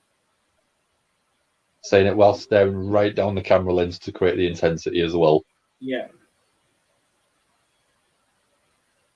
You can't kill the Almighty, says Bobby. That's a pretty intense promo, straightforward. Yeah. And it was one of his better promos. because it's very unusual that we see him speak for himself. Yeah. Usually got MVP there. Bianca Belair now backstage, prepping the main event. You mean Sasha Banks? We do need Sasha Banks. Sasha. Sasha. Smasher Banks. Yeah. Maybe if I was to do drag, that could be a good name for me.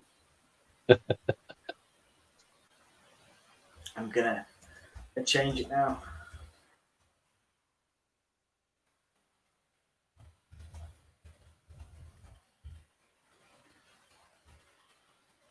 Yeah. That's not my actual Twitter. Whoops. There you go. That's me.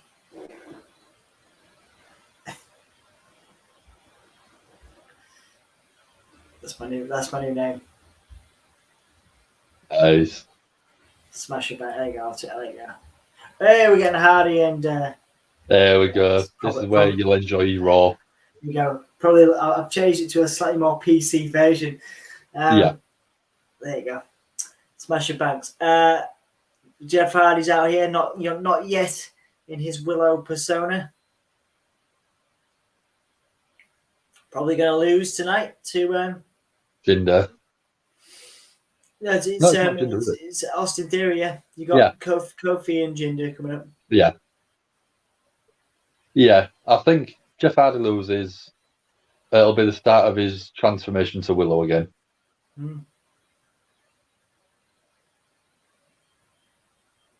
Yeah, lose, go away for a week or two, and then come back as Willow. Like it. Thank you guys so much for joining us. 6 people in. If you haven't liked the video yet, please do. If you haven't subscribed, please do. We appreciate your support. Thank you so much. Jeff Hardy giving everybody some 5s. See, that's a lost art, isn't it? You don't see that much anymore. Jeff Hardy still keeps up with that. I quite like that.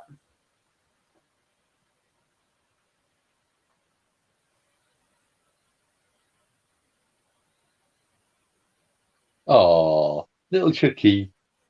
Oh my god. Chucky's so cute. Look at him. Look at his little eyes. He's adorable. No. Oh, we got a little Fiend cameo there. Look, without even the Fiend was there. He's still not part of WB.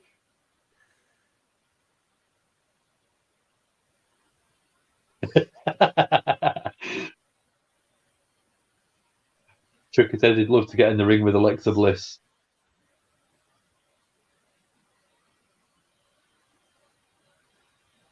All right, it is quite fun. Yeah.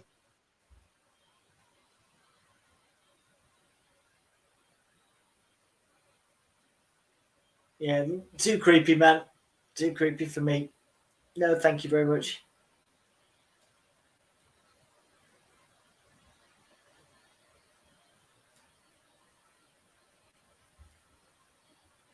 He sounds like Danny DeVito all the time. Yeah. I know it isn't, but it sounds to me like Danny DeVito so much. Yeah, I'm excited. Who plays him? Right, voiced by. All right, okay. He was voiced by Mark Hamill for a time. That's cool. Oh no, it is the. Oh, wait, is it Mark Hamill for this one? I'm trying to think who voiced him. Voice. Oh, Mark Hamill's known for his voiceover work, isn't he? Oh yeah. So Brad Dourif I knew about. Yeah. So who is voicing Chucky? Oh, Brad Dourif is voicing him in the new series. Cool. Okay. Brad. His voice does suit the new sort of Chucky doll. 71 years old is Brad. Cool. Yeah.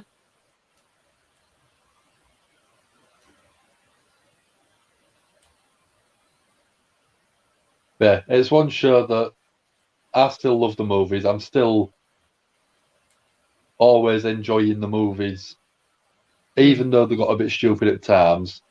Mm. But I'm excited for the TV show. Yeah, it should be good, man. And then stuff like as we said earlier on, the Halloween Kills. I know, again, the movies got really ridiculous in terms of the storyline and supernatural and stuff like that. But the new sort of set they're doing, the Halloween Kills, I am really enjoying the rewriting of it, which is brilliant. Yeah, like I say, it definitely needed something else, didn't it? After the butchering that Rob Zombie gave it, bless him. Yeah. I've sat and watched probably 3 or 4 documentaries, all on sort of the Halloween film franchises, retrospectives, in-depth analysis, stuff like that. Mm-hmm. And all of them, the Rob Zombie versions got signed off and endorsed by John Carpenter. I think that's more because, Rob Zombie does have a good reputation. Yeah. And, basically, Rob Zombie got told by John Carpenter, go out and do your thing. Yeah. With the movies. He's done it, and unfortunately, people didn't really enjoy it. Yeah, people didn't dig it, did they? No. But I enjoyed it. Wasn't my favourite Halloween films, but I still really enjoyed them movies. Yeah. Because it brought a different edge to the character. Yeah.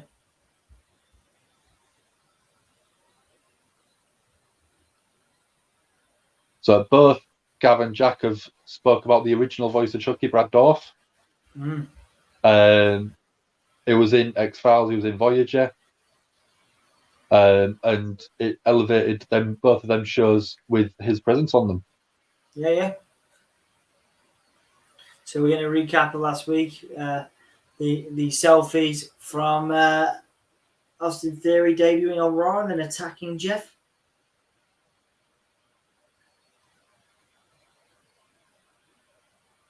Jeff Hardy putting over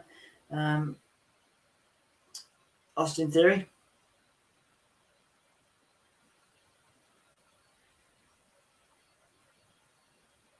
But yeah, I see Austin Theory winning this one not quite quickly, but in a sort of like 5 minutes, 6 minutes.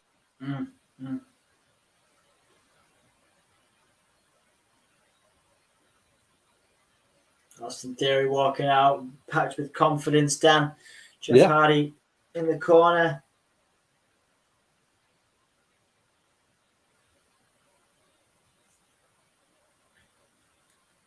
Now they're already advertising the Royal Rumble.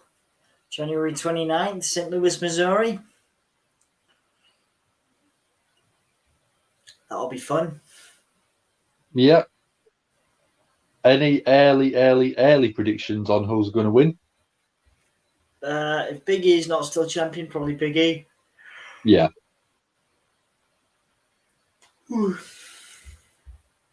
Any bold predictions for somebody coming in? I don't know who could come in at the moment. I don't know who could come in. Most of the free agents are all being snapped up by AEW. Yeah. As an outlandish pick, Karrion Kross. Oh, there you go. There's an outlandish pick. Yeah, nice one. Jeff Hardy with an... Go on. Scarlett's meant to be coming back in a couple of weeks. She hasn't been signed off for something, but we don't know what. So hopefully she comes back, reinvigorates the Karrion Kross character. Yeah. And they build him up and as a credible main event level superstar, which is what he should be anyway. I agree. Like that. Have you seen the movie Body Bags starring John Carpenter as Gav? No, I haven't seen that enough. No. Might be one I'll be definitely checking out for us, Gav. Oh no, they've got a 24/7 title running. Oh. As long as they don't touch the performers in the ring, the match will carry on. Austin Theory went for an armbar, but Truth. Is it Austin Truth. Theory stopping our truth in tracks, asking if he knows who he is? Yeah, that was nice. Didn't even touch him. That was cool. Yeah. Hang on, we got the legs, the trademark legs from Jeff Hardy after the I don't know what it was twist of fate. Shirt coming off. Oh, inverted atomic drop. That was what I was after. The legs after the inverted atomic drop. And now, Misses with a swanton. Misses with a swanton. Roll up. Got the jeans. Roll up. And Recount. Austin Theory got the win. So it was 3 minutes. Yep. Disappointing.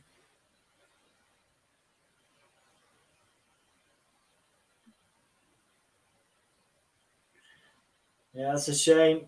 But Jeff Hardy putting over Austin Theory there.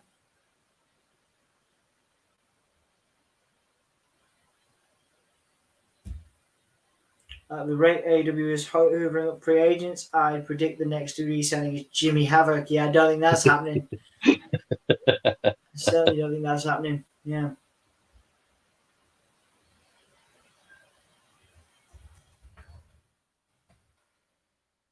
I'm really fancying some cheese on toast at the minute.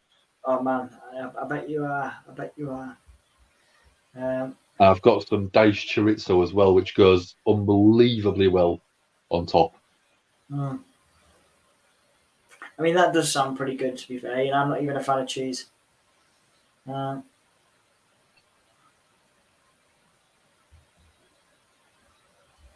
good thing. Go on then. I'm halfway through. If you're leaving at 3, I've got another hour and a half to go, so I'm halfway through the show. There you go. There you go. Always try and find a positive in watching Raw, if it's not watching Raw itself. Yeah.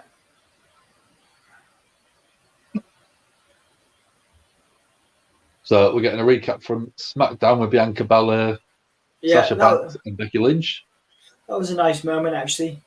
That was a nice moment. They're working really well together, you know, to pull that move off. It's cool. Did make Bianca Belair feel like a big dominant star. Yeah. Sasha on the table, pulling Becky Lynch through the table. Yeah. And now we've got a promo from Bianca backstage.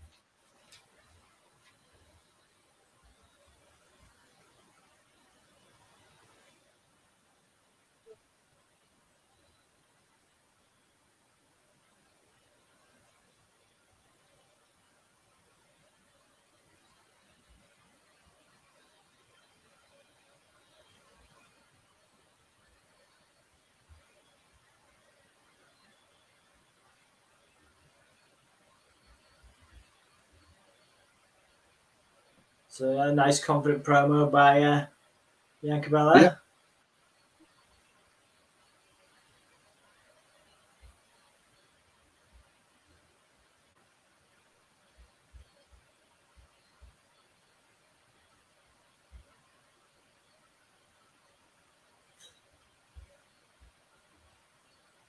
Bianca Belair saying maybe a double fin is in their future at Crown Jewel. Talking about Becky Lynch.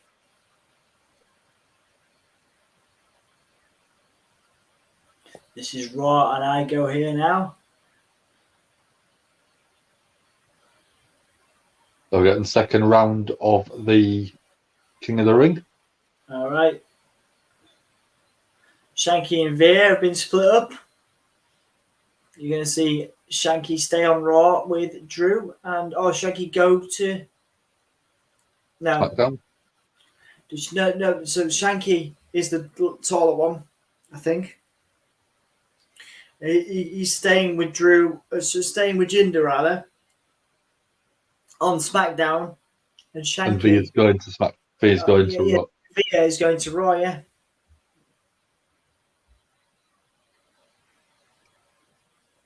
So Jack's just put quite a good comment in. Hang on a sec. Wait. He's a sex offender, but at least 2 murderers in the Hall of Fame. a people trafficker too, and a wife beater. Well, you know, WWE's ethics have never been squeaky clean, have they? No. Fun fact that Body Bags also starred Mark Hamill. That's cool. Good to know. I mean, Mark Hamill's done so much outside of the Star Wars franchise. I don't think he gets enough credit. Yeah, of course, absolutely. Fantastic, very diverse from obviously the video games, the Arkham games. He was the Joker. Yeah. Can't ignore that.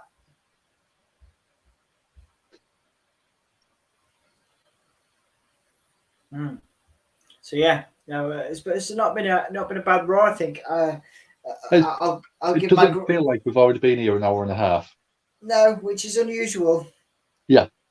I think match of the night so far is probably it's certainly not Austin Theory and Jeff Hardy. No. What do we have first? Xavier and Ricochet. That was probably my match of the night. Yeah, so far, definitely. Performer of the night, probably Xavier Woods. So there you go. Those will be my grades for the night. With me leaving in a bit. Why'd you cut your hair? I cut my hair ages ago, Mikhail. You remember that? But I hope you like it. I think Charlotte should get Queen's Cup. She's underutilized and deserves it. Oh, I know. Yeah, there's such a. It's Chavez Dish is not on TV more. It is. It really is. Charlotte deserves so much better. Justice for Charlotte. #. Yeah. Oh, my bloody stream's died. God damn it. We're on such a roll. Yeah, mine's gone. Oh, knackers. There's some weird ads on this thing. Hang on. Oh, dear. Okay. Let's try and figure out what we're going to do about this. Come on. The joys. There you go. I'm back now. I've got one. Yeah. The joys of live streaming. Hi, Dom. I didn't like Monday Night Raw. Oh, I'm sorry about that, Mikhail. I'm sorry about that. Yeah, we don't really. It's never really that good, is it? It's never really that good. Yeah, we don't normally rate it very high, but tonight's show's been reasonably well sort of produced and it's been enjoyable. Yeah. It's not been badly put together.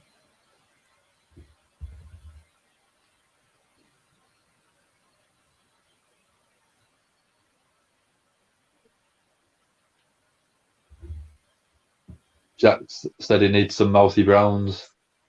All right, okay. Well, you come back up. Come back up and I'll help you out. Oh, was it? Oh, did your hair in there, Jack? Was it Lucy? I know. I know a couple of those guys. They're nice people. Yeah, you've got Lucy, you've got Sarah, Summer, Leona. Yeah, Sarah, I know. Sarah's off a rocker in there, isn't she? Yeah. Did you get your head on there? I've had it done a few times in there. Oh, nice one. Last time I got my hair redone about a month and a half ago, I went to one of my friends in Hessel. All right, nice. She's got a studio. She works at a studio called Beehive. All right, yeah. And yeah, I went in there and I had a good laugh in there as well. Nice. That's cool. I just thought I'd try somewhere different, just to see if it give me something different that I didn't expect. Yeah.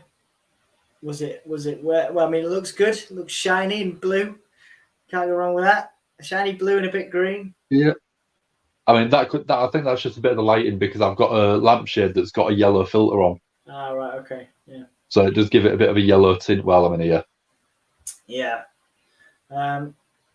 Lucy did my hair. Well remembered, Jack. Well remembered. Yeah. Anyways, gonna get some sleep. Night, Dom and Dan. Stay awesome. My bros. Yeah, you too, Gav. You look after yourself, dude. Yeah. You have a good night's sleep. Go dream about a good Raw. Absolutely. Absolutely. The Kofi being psyched up by Woods.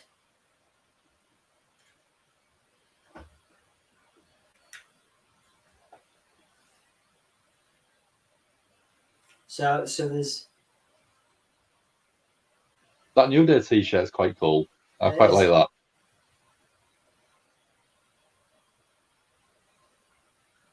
All right. So we could get Kofi and Woods in the semi-final. I think that's more.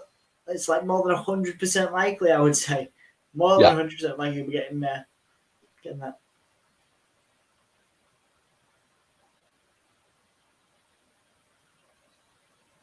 Woods accompanying Kofi out there, supporting his friend.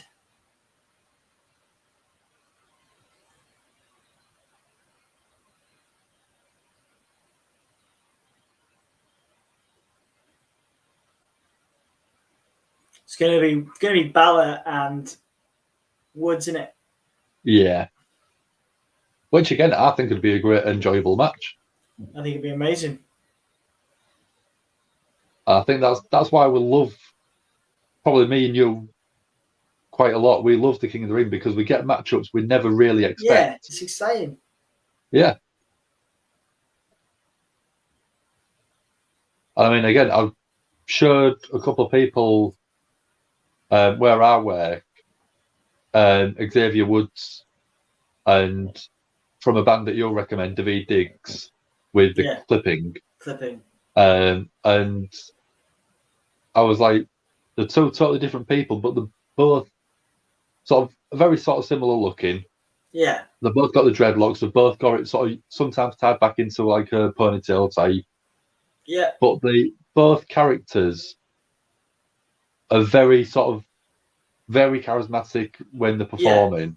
Yeah, absolutely. Yeah. And they're very captivating, I think, is the best way to describe them both. Very much so, yeah. Very much so, yeah. Absolutely. But yeah, if you haven't listened to it, go check it out. Clipping and the song "Say the Name." Yeah, brilliant song. Brilliant tune. And it was on the it was initially supposed to be on the soundtrack. It was written for the Candyman soundtrack. Yeah. Yeah, brilliant track. Now Jinder, go on. I play that song in the car quite a bit. That's awesome. I've always got my bass turned up for it, so it does pound in the car, but it does sound really good. Yeah. And then I mix that in with the Hamilton soundtrack, where David Diggs is did get a lot of his mainstream recognition. Yeah. Nice one. I'm gonna have to do more. I'm gonna have to check that out a bit more. Yeah, definitely. Have you got Disney Plus? I have got Disney Plus, yeah. Hamilton, the show's on there, so I highly recommend it. It's about 2.5 hours, but it is well worth watching because it is really enjoyable. Cool, man. I'll check that out. I think we're a WWE wrestling podcast. I haven't called much of the action tonight. No, it's true. We just saw a coffin drop from Kofi onto Jinder Mahal. Jinder Mahal. Yeah.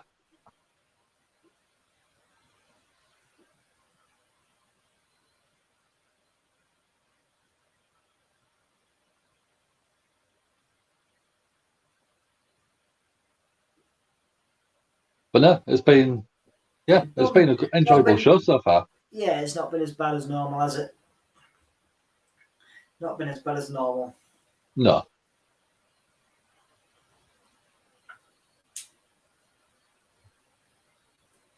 Oh, was it who you went to see yesterday, Jack, in the NFL?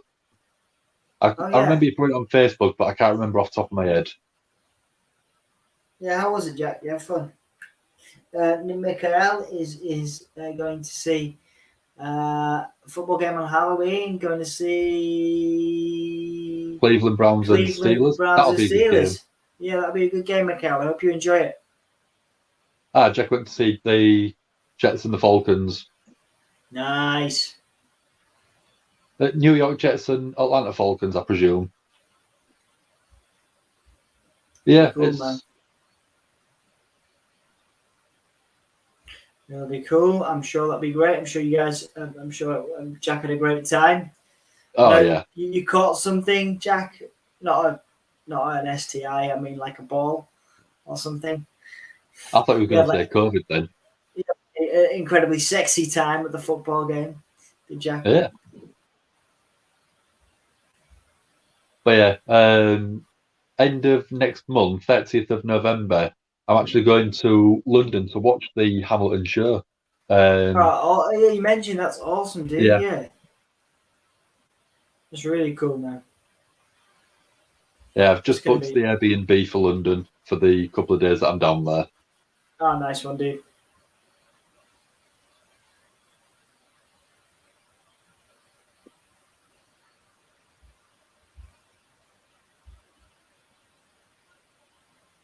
That sounds like it'll be good fun, dude. You have to let me know how it is.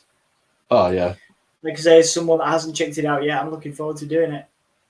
Yeah. I mean, I didn't really know anything about it. I'd heard that it was a big sort of Tony Award winning show. And then it came to Disney Plus, and I thought, I've got nothing to do this evening, I'll check it out. And I put it on. And I mean, a lot of the songs I didn't know what there was singing about at the time, but I've watched it a couple of times since and got the subtitles on. So I know a lot of the words now and I know what they're actually singing, so I can follow the story a lot more. Nice, man. But yeah, really, really good. Yeah, I'm interested production. from what you've said. Yeah, cool. I'll definitely check it out. Why is my hair up? My hair isn't up, Michael. It's down. It's fully down. I can't put it up anymore. Well, I can, but it'd be tiny. So yeah, that's what she said. And Sam, Danny, I haven't seen Hamilton outside Disney Plus. I think my masters should get me free tickets to it. Oh yeah, in American history, right? Yeah.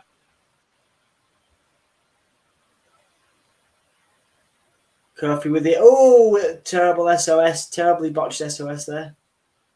I think Jinder got a DDT instead.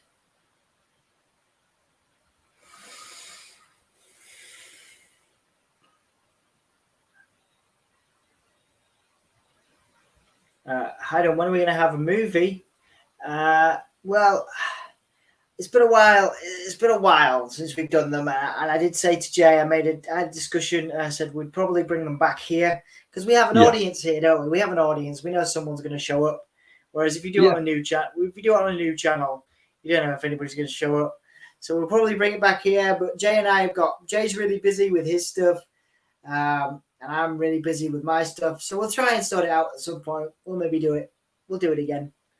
It'll be before the end of the year. Before the end of the year, we'll do another movie, probably. As Jinder's hoisted up Kofi we saw that earlier. The same move. I think Woods did it. The flapjack into the code breaker, knee breaker thing.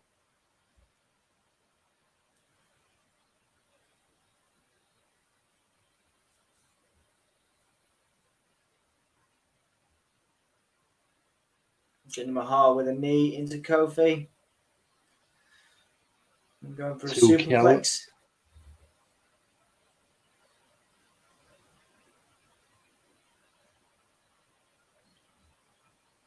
So Jack almost caught a pass from the quarterback of the Falcons. Oh, nice one. Bit above his head. Should have jumped a bit higher, Jack. That's cool. He might have caught it. Oh, like a splash on a standing Jinder Mahal. I don't think I've seen that for a while, if ever. That's really cool. That was quite innovative offense there from Kofi. Yeah. That was like a frog splash variant as well.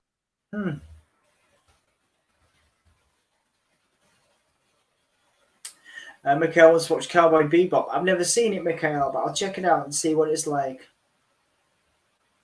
Have you started Squid Games yet? No, I'm not interested in that. I don't want to see that. Kofi was going for Trouble in Paradise, but then Woods got in the way and saved. And sorry, oh wait, 1, 2, surprise. So yeah. Kofi, nice one. We're getting this crossbody. No, went for a. Oh wait, collapse. Wow, Jinder beat Kofi. Surprise. Mm. No way! No way! No way!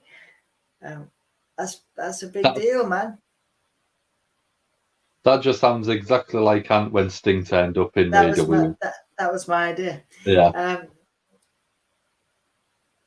So Via got in the way, stopped Kofi from going for the Trouble in Paradise, and then Kofi saved Woods and then got distracted enough for Jinder to hit the Collapse Bomb.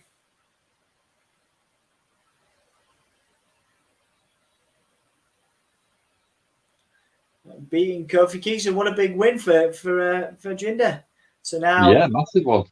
All right, so let's have a look. So Xavier's beating Jinder.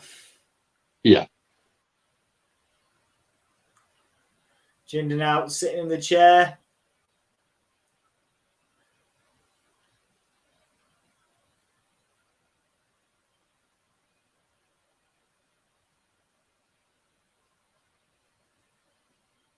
Yeah, okay. Right, dude, I'm ducking out. I'm going to duck out 10 minutes early. Yeah, okay, that's fine. All right, guys. Thank you so much for joining. Please support Dan for the rest of the hour and 10 minutes. Give the video a like and subscribe to us if you haven't done it already. I appreciate it. It's been a pleasure to hang with you guys tonight. I have to go because I realized, because I'm terribly unorganized, that I had a face-to-face meeting tomorrow and I couldn't, if it was a video one and I could just sit in my house right here in the wrestling office, I would have been fine. But it's face-to-face, as I have discovered during the course of this stream. So I am unexpectedly ducking out so I can get across town tomorrow morning, bright and early, to go to this face-to-face meeting and not look like I'm dead. Not look like one of those zombies from the Miz and Damian Priest match. So yeah, I will see you guys soon. I will be back on Saturday, if not Friday. There's still part of me that wants to do.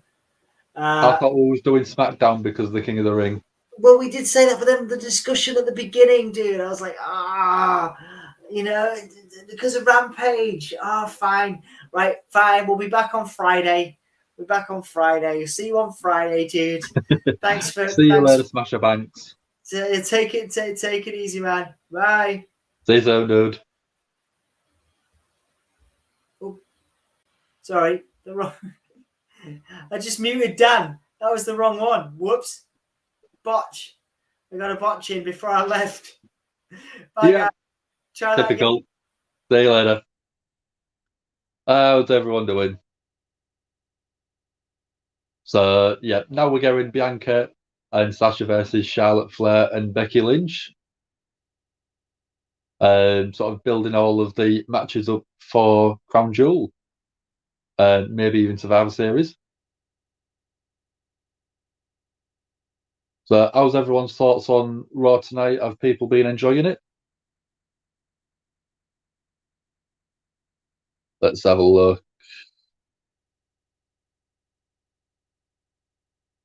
So, I know it's just gone Michael, but yeah, I'm excited for the new Chucky.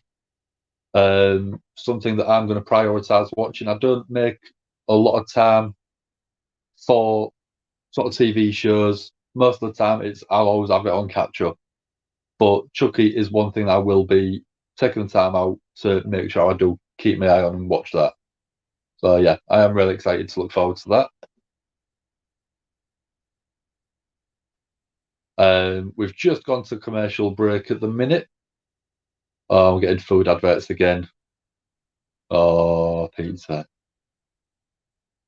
That's what I want. I want pizza now.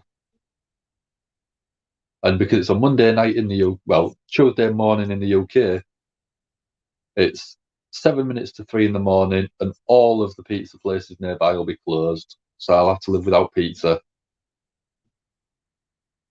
But I'm going to get some cheese on toast once I finish this. But I've got something to look forward to food-wise.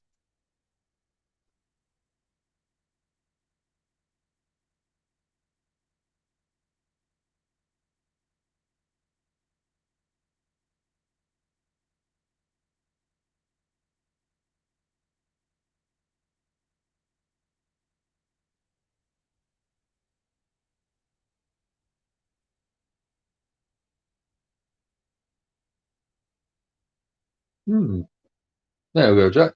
Bit of a secret, but Lord of the Rings trilogy is getting a one-day cinema release in December, just ahead of the new 4K release. Honestly, Jack, I've never seen any of them. I've always said I want to sit and watch them, but then I look at the run times and I just think, have I got that time to sit there? Not really, so I never bother putting it on. It's pretty much the same as Justice League, as like the Snyder Cut. I look at it and I think I really want to watch you, but then I see the 4 hour runtime, and I think for one thing, that's just a hell of a long time to sit there. I mean, I know we do 3 and a bit hours for Raw every week, but usually that's live. I've got people I can talk to about it, but just sitting there and watching it totally separately, unless people, if they want me to, or if Don wants us to do it, we might do, if you ask him, do a watch along. I can do a watch along of that one, so let people know what I think of it.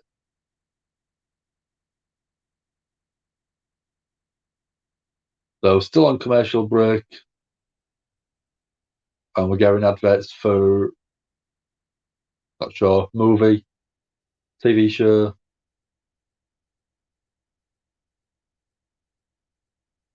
But yeah, I know that the runtime is a long time on the Lord of the Rings trilogy. Each film's like 3.5 hours, 3.5 hours. But then obviously you've got the Hobbit trilogy on top.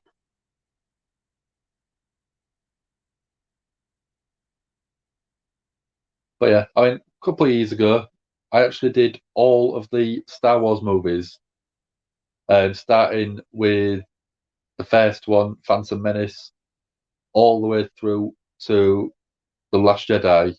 I did all of them back to back, including the sort of 3.5, the Solo. I watched everything one after the other. On Star Wars Day in 2019.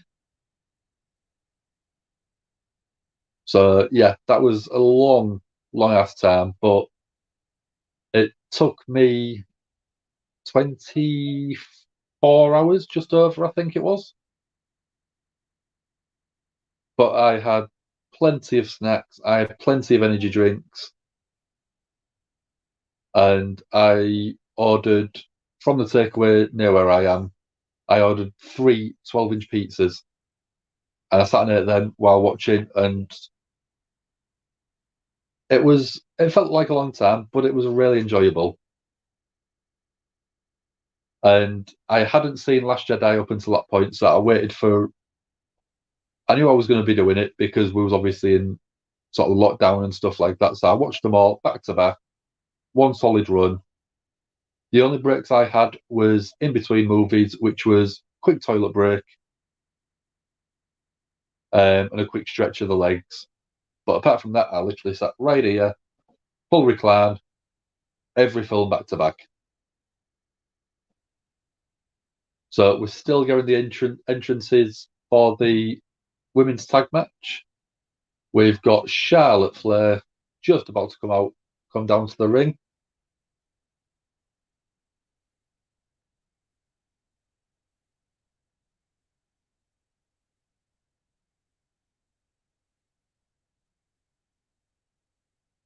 I always sort of questioned why they don't say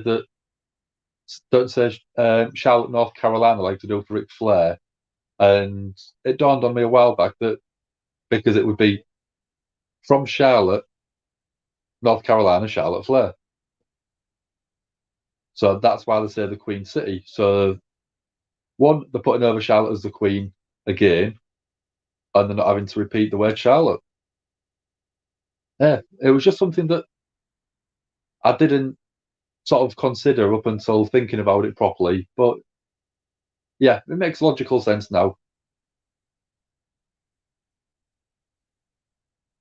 Yeah, and I've seen that one, Jack. Harry Potter and the Philosopher's Stone going to re-release.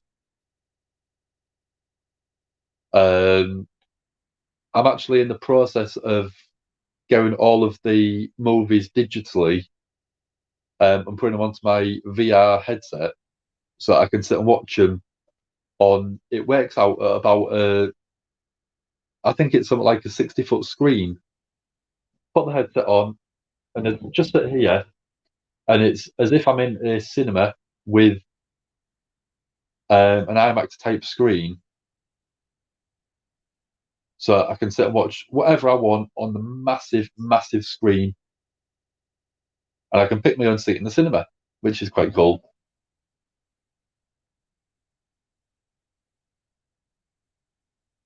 And now we're getting Becky Lynch. As the AI graphic says, Big Time Becky, or Big Time Bex. SmackDown Women's Champion.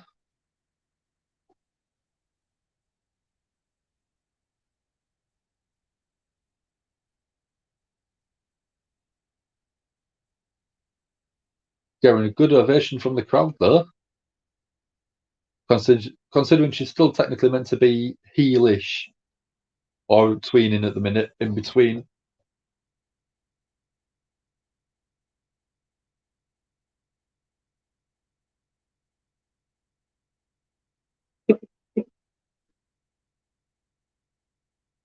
Do we see both teams coexisting with no dissension in the ranks? Or do we see someone attacking one of their partners? Although already Bianca and Sasha seem to be going at each other.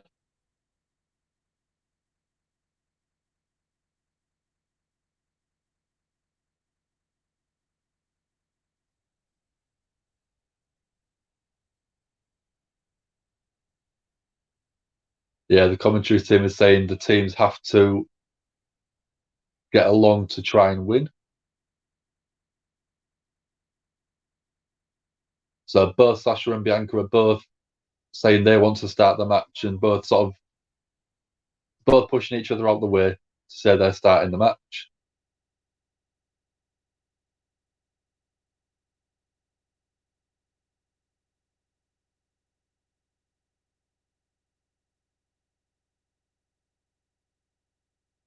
So Sasha's pulling the ponytail of Bianca. Bianca's throwing Sasha into the corner. Becky attacks from behind. So looking at it, it's Bianca and Becky starting the match. Both going against each other. And then we've got Sasha pulling Bianca off and attacking Bianca. Charlotte's back in, now attacking Sasha. You've got Becky in the corner with Bianca. And we're getting some more referees down into the ring.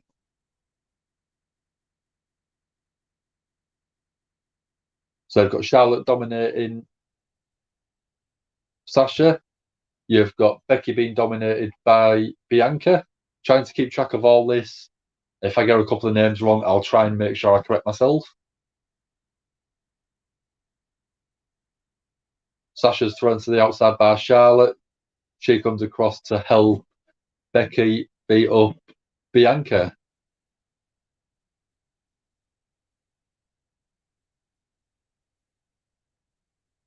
And Charlotte does a big boot to Becky. So yeah, dissension in the ranks.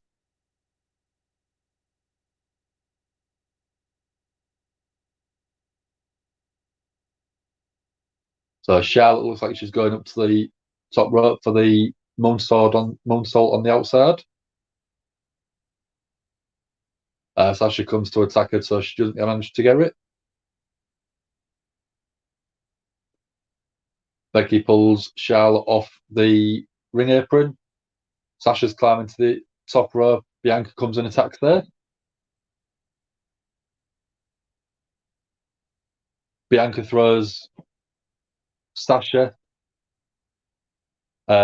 onto Charlotte and Becky.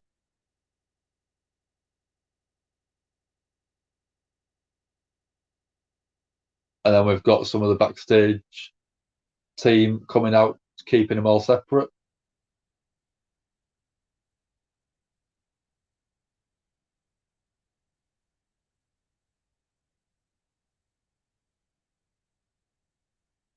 We've got Postman Peace coming out.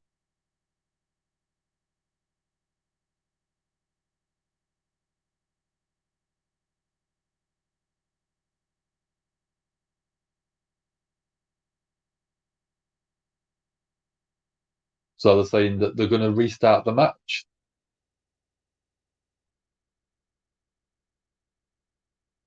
And saying it's definitely happening.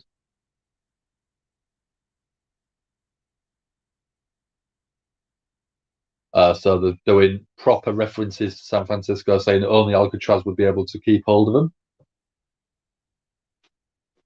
But while we're back on commercial breaks, I'm just going to have a little snack just to keep my energy levels up for the next hour.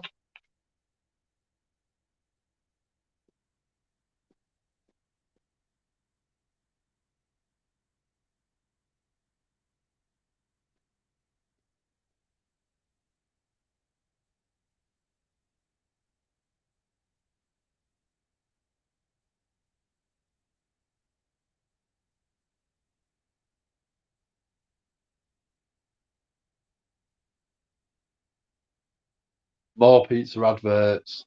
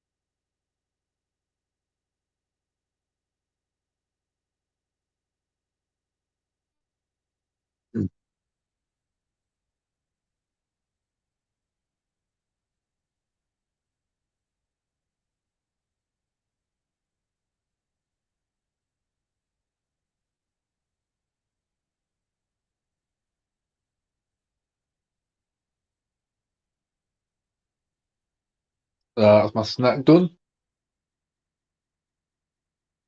So still on commercial break at the moment. So what's everyone's plans for the rest of the week? Who's got work? Who's got anything planned outside of work? I'm off tomorrow, which I normally am on a Tuesday. Well, I say tomorrow, it's not, it's today. I'm off Tuesdays as normal, so I don't mind staying here, covering the remaining part of Raw for you guys. Dom has got a meeting that he has to do face to face. He can't do it over a video conference call anymore. So that's why he's left me running the rest of the show for you guys. At the minute, we've got 7 people in. Thank you very much for joining me. Dom was here. He's left. He's got jobs to do or sleep to get. If you haven't already, like the video, share the video, and if you do subscribe, it really does help us out. So thank you very much if you do that. So we're back finally on Raw. Looking at it, they've managed to get everyone sorted. So we've got Charlotte and Sasha in the ring, going up against each other. We've got Becky teaming with Charlotte, and with Sasha, we've got Bianca Belair.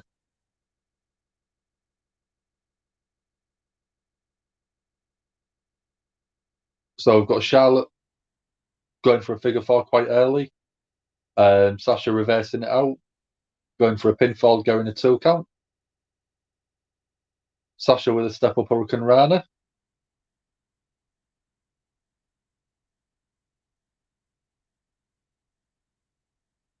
Charlotte going for a big boot. Sasha reversing it, going her own big boot in. Charlotte going a backbreaker on Uranagi.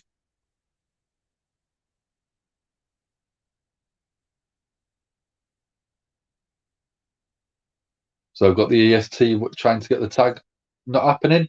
Charlotte's controlling Sasha, keeping her away from the corner. And then we've got Becky tagging herself in.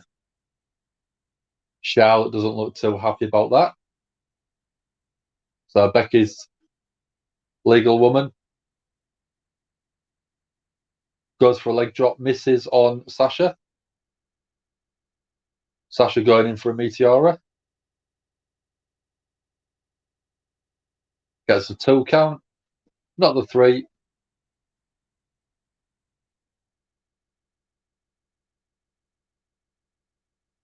Sasha with a very hard tag to Bianca to bring Bianca Belair into the match. And then again, Bianca with another hard tag in retaliation. Quite like this.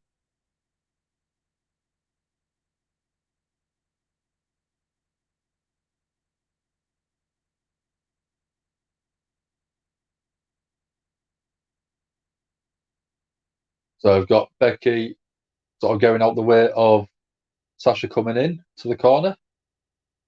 Sasha goes out to the corner. I've got Bianca with a suplex and a roll through into a bit of a delayed vertical suplex as well, which is very nice combo. Big splash and gets another 2 count onto. Trying to keep track of all these women. It's hard work. Jack's put, they're wondering if they'll re-release Harry Potter annually at Christmas. Yeah, it sounds like something that might happen, especially Warner Brothers cashing in on everything. Yeah, should tell you, yeah. Yeah, that would be sort of, I think, more realistic, but if they drag it out, they're going to make more money off it again, aren't they? As they always do.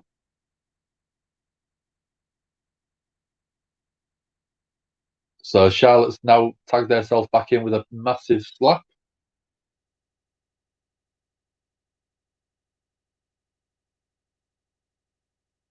Charlotte's saying she tagged herself in, so Becky needs to get out the ring.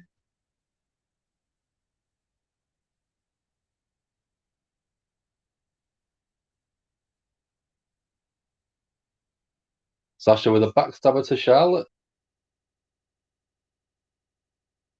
And Becky and Sasha are going at each other. Becky with a nice European uppercut. Sasha with a knee.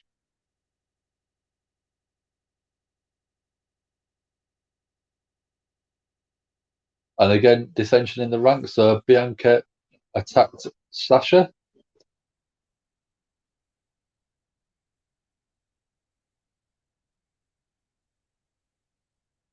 Referee calls for the bell.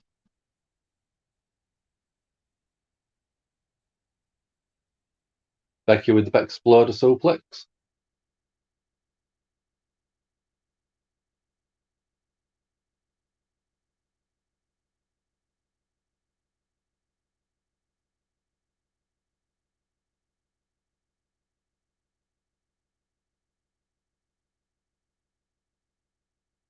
Bianca was looking for a KOD, but Sasha comes, saves Becky, and gets a backstabber.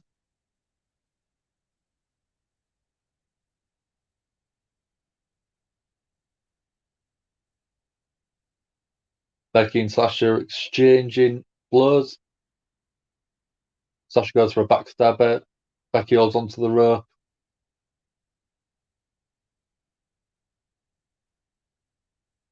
Becky with what looks like a rock bottom type finisher. Quite nice. Becky standing tall at the end of the match. Or the end of sort of the interaction. Jack's put 1 and 2 seem like companions in terms of the Harry Potter films. Yeah, the first 2 for me, had a bit of a childish charm to them. After that one, after them two, actually, the third one, The Prisoner of Azkaban, did have a bit more of a darker tone, and it felt a bit more grown up, which I really did enjoy. And they kept sort of like that style throughout the rest of the movies, which I do prefer. Felt a bit grittier. So, I mean, for me, Alfonso Cuarón, who directed Prisoner of Azkaban, really gave the films the iconic style. But the first two was still really enjoyable films. For both, well, for all of them, I went to the midnight showing on them on the release date. But I do really enjoy the Harry Potter films. I've got limited edition box set, which if I just do that, so right at the end, this black box here, that's a limited edition Blu-ray box set of all of the movies, which every so often I'll put on and just work my way through them. Yeah, that's pretty much what I was about to get to, Jack. First two was directed by Chris Columbus, who did the first who did Home Alone. It did the Gremlins as well, if I remember rightly. Was it Gremlins? Let's have a quick IMDb.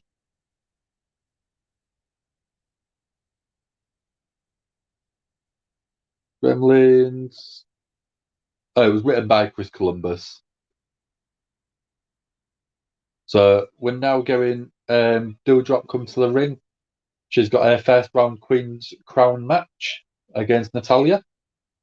So we think Doudrop will be going over.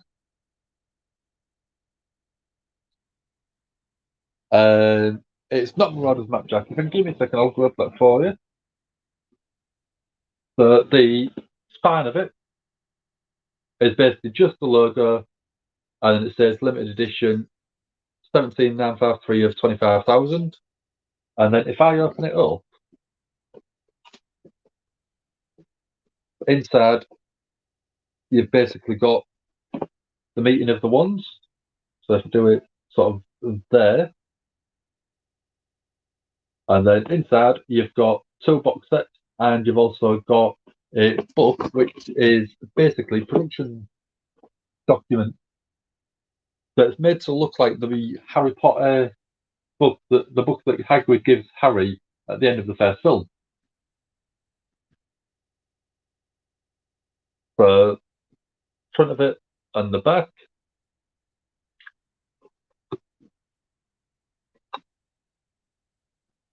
And then when you go through it, you get all photos from the films, different characters, sort of progressing all the way through all of the movies. And then it ends with the actual photo of Harry in the book.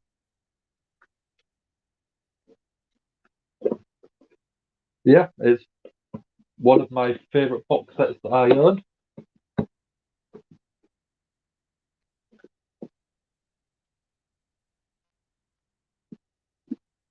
But going back to what you said, Jack, I do actually have a full-size Marauders map that is, I think it's about 6 feet wide. So sort of 6 feet from edge to edge.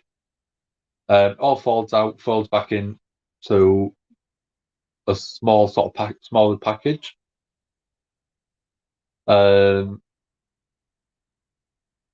Yeah, it did Young Sherlock, and yeah, it did Gremlins, but it was a writer, not a director. You only saw Homeland 2 last year, Jack. What is wrong with you? Number 1 is phenomenal.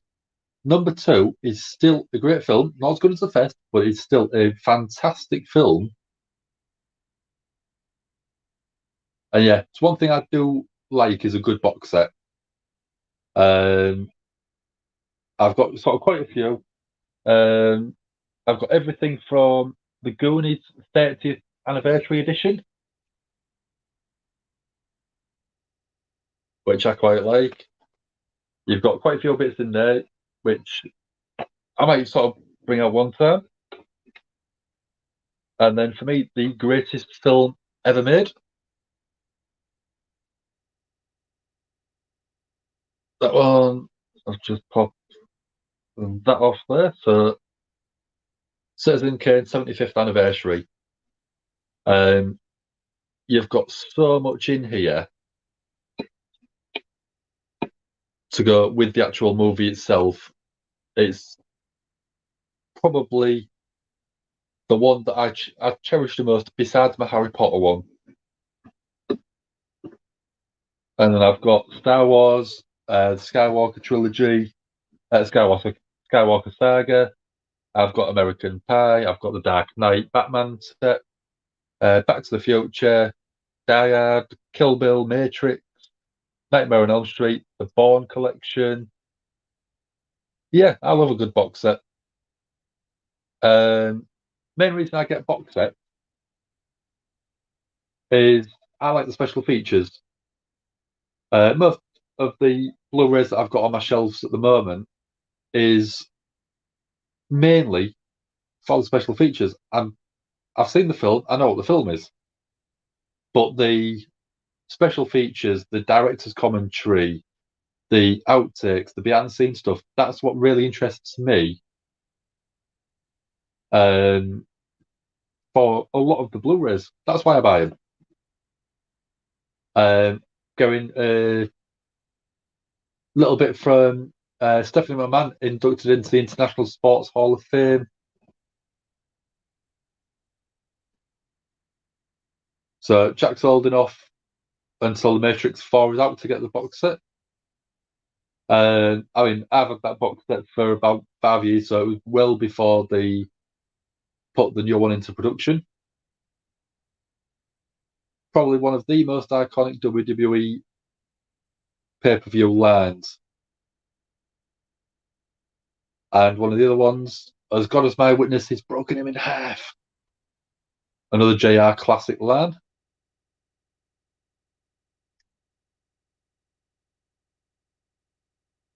But yeah, at the minute we've got Doudrop in the ring, dancing along.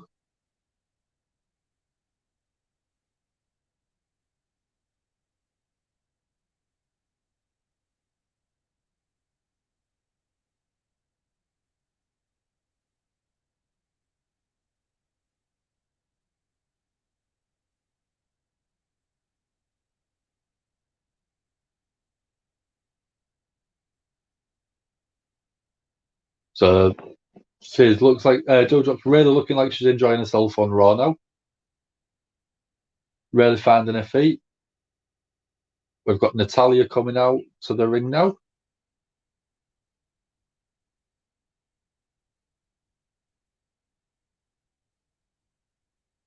So I think we're going to have Doudrop go over quite quickly.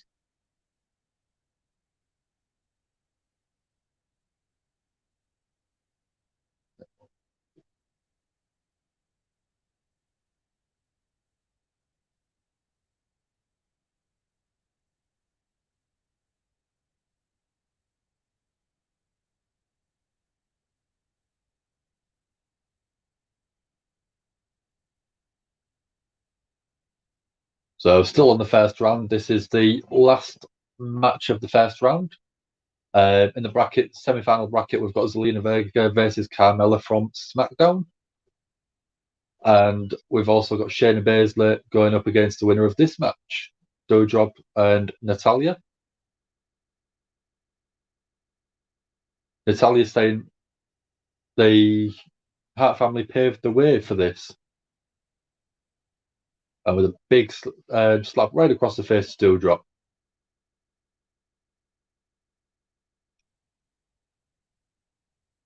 Natalya's coming out quite fierce, quite aggressive. Of course, her uncle Bret Hart was former King of the Ring himself.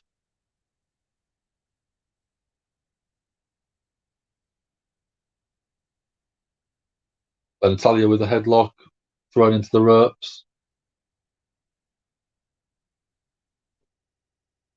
With a big slap right to the chest. Doudrop gets thrown to the ropes, comes back out, shoulder tackle, puts Natalya down.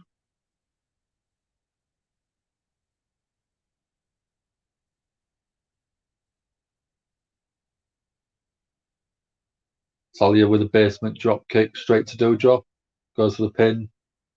1 and 2, and a kick out.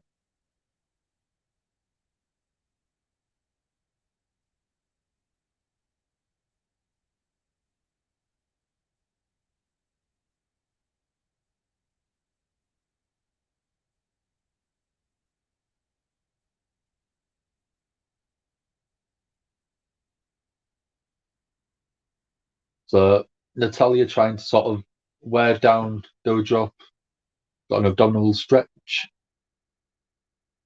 Got Shayna Baszler in the back watching at the stupid angle that WWE seems to think is a natural look.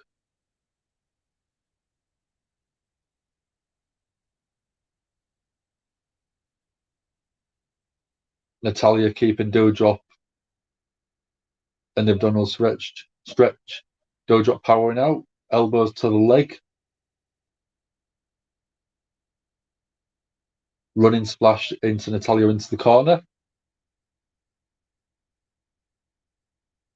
Doudrop going for a cannonball. Natalya gets out of the way.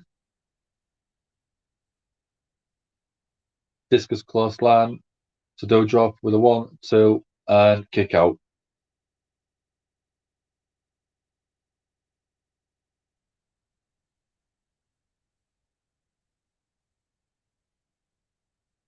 So Natalya looked like she's going for the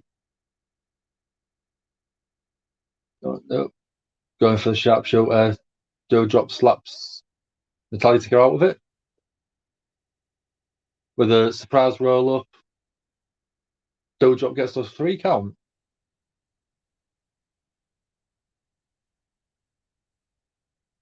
So Shayna's in the back looking quite happy. I think she's going to enjoy getting her hands on Doudrop.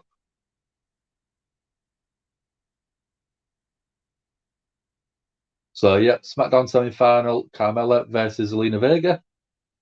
Raw bracket semi-final, Doudrop versus Shayna Baszler.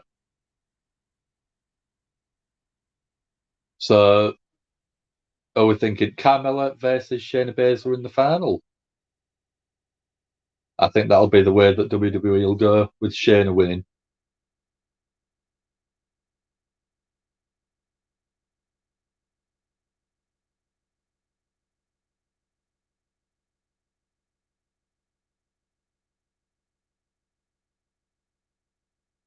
So I've got John Morrison in the back doing some yoga. Women's tag team champions, Nikki Ash, Rhea Ripley coming across to have a chat.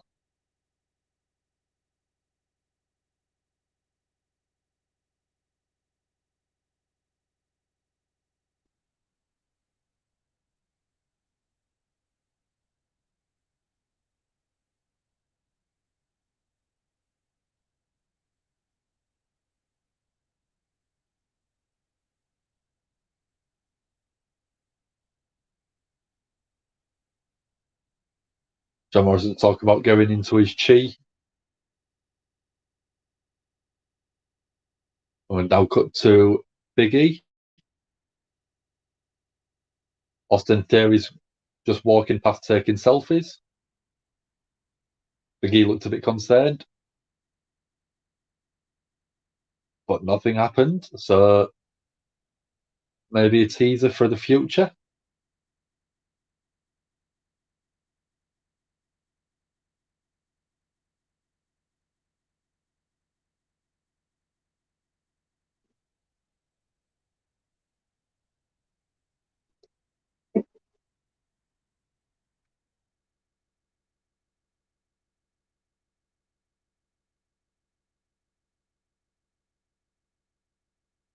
So we're getting a promo for SmackDown Superstars on Friday, the 2.5 hour one.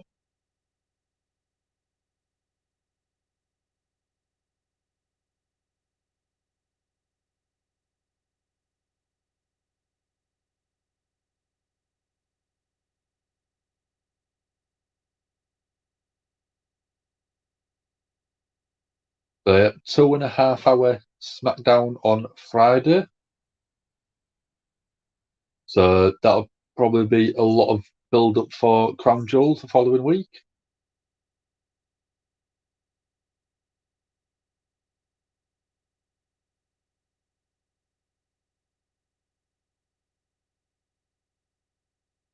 So half an hour left. Not too long left for me. It's actually gone surprisingly quick tonight so far. I mean, we didn't start till a fraction later than we normally do. But overall, the show's been really enjoyable. From all parts, a lot of the promos have been enjoyable. Matches have been quite reasonable as well. It's just not felt like we've been here for over 2.5 hours already.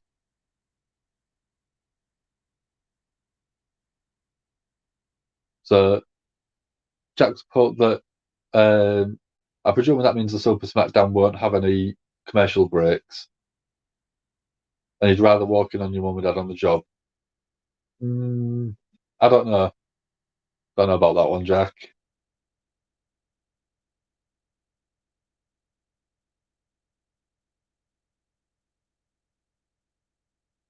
But no, I'm kind of looking forward to it because we're going to have good matches for the King of the Ring and the Queen's Crown tournaments. But hopefully they will get the time that they deserve. Because we know that WWE like to have quite a short TV match.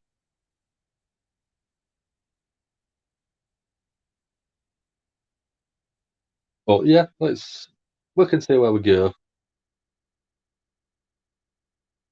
And we're getting even more food adverts, which again is making me hungry. I probably should have done some cheese on toast before starting the show. I could have snacked on that all the way through.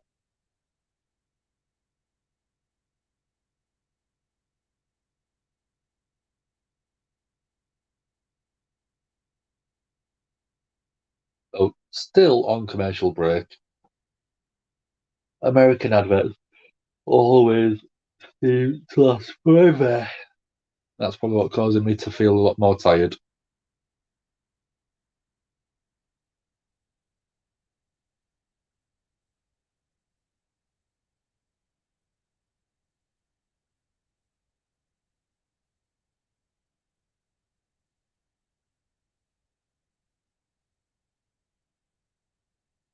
So, no, the comments. So we're just about to come back onto WWE. So we're getting a review of Seth versus Edge.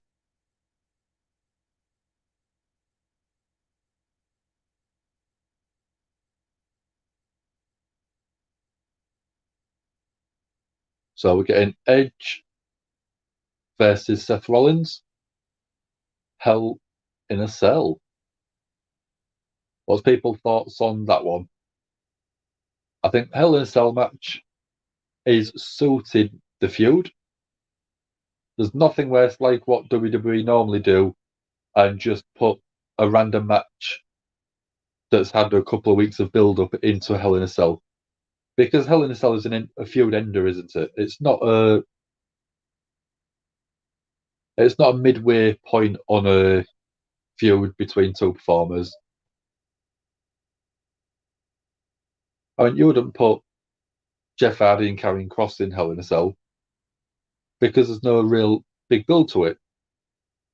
You'd do big performer versus big performer that have been feuding on and off for a while, well, against each other for quite a while.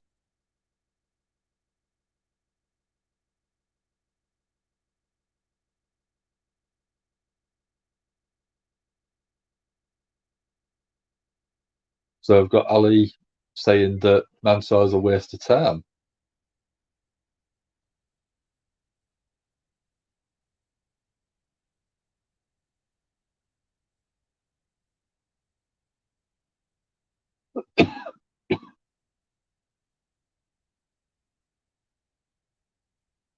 So I've got Ali saying that Mansoor is just a fanboy and is not interested in performing, he's interested in making friends.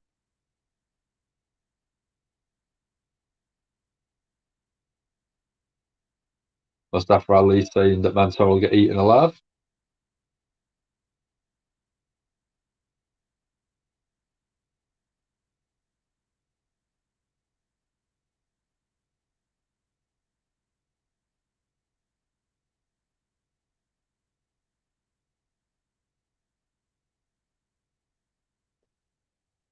So yeah, we've had Mustafa Ali berating Mansoor, throwing him down, and then comes and attacks him. So yeah, I mean, Jack saying that this feud deserves Hell in a Cell. Yeah, it's had a long, slow build, and I mean, I wouldn't do Hell in a Cell for one of the first sort of matches. Do match or two on pay-per-view, and then do a Hell in a Cell. That's how it should be built. It should be built and slowly sort of excelled to the point of it needs a Hell in a Cell match. So I've had a like on Facebook. Thank you very much for that, whoever that was. If it was yourself, put a comment in and I'll read it out for you. Thank you very much. So we're now going to the main event match of the evening. We're going to have Drew McIntyre with his nice big sword and Big E, the WWE champion,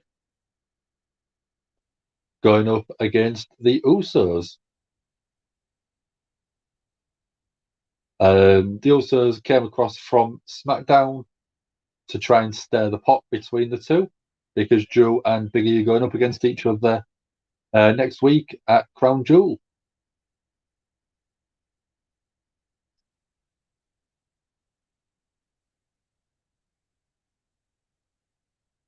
So Saudi shows are usually overbooked. Wouldn't be surprised if there was a TLC and a cage match. Yeah, wouldn't surprise me either, Jack. A lot of Saudi shows, it's basically how much will it cost us to get this match with this stipulation. That's why Shawn Michaels came back out of retirement. That's why we had Undertaker versus Goldberg, because money was thrown at them to get the matches that they wanted to see.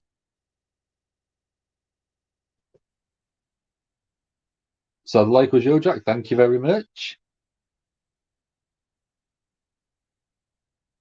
So we're going the power of positivity. Big E coming out to the ring now.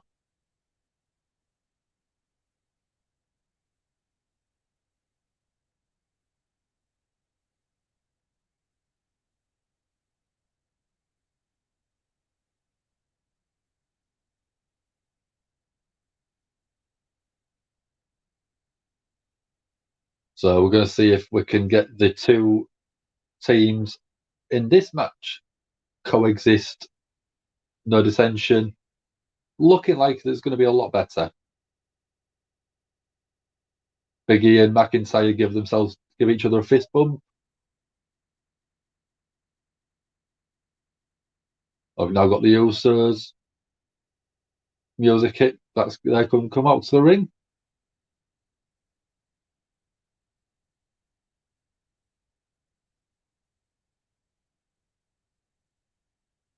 So Brothers of Destruction, Undertaker and Kane versus DX, Shawn Michaels and Triple H. Probably the worst match you've ever seen, Jack. Is that based on the performers because you expect more, or is it just because of the match itself was that bad?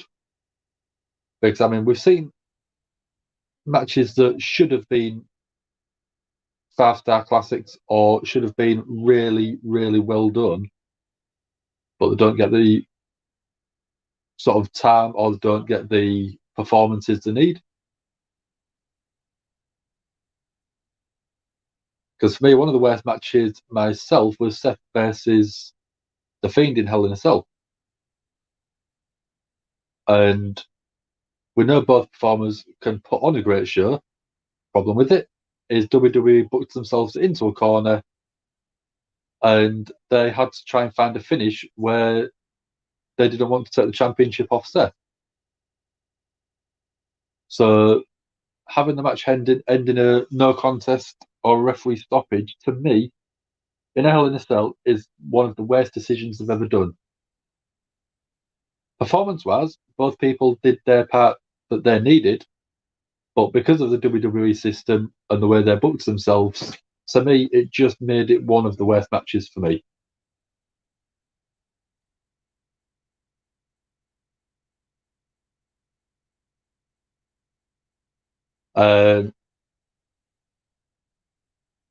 So the reason that Jack didn't like that match was they were also far past the prime. Yep, I agree.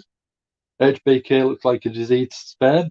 Is that because he had a head shaved for that one, didn't he? Pretty much. Yeah, Kane's mask kept falling off.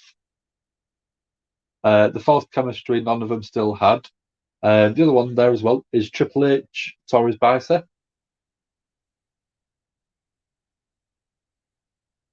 And yeah, that was the one, Jack.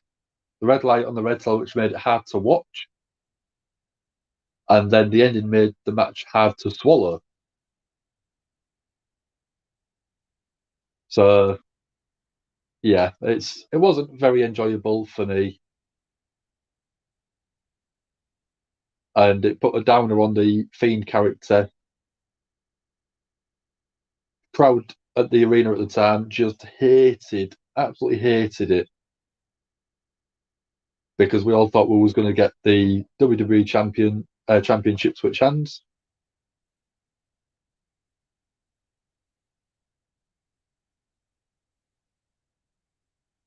So we're back on commercial breaks. And then we're going to be going the main event tag team match. Probably to end the show.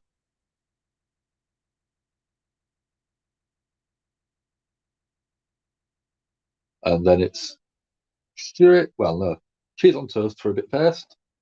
And then sleep, wake up whatever time I do. And then crack on with a few housework jobs. Always fun. Got a bit washing, got a bit of ironing.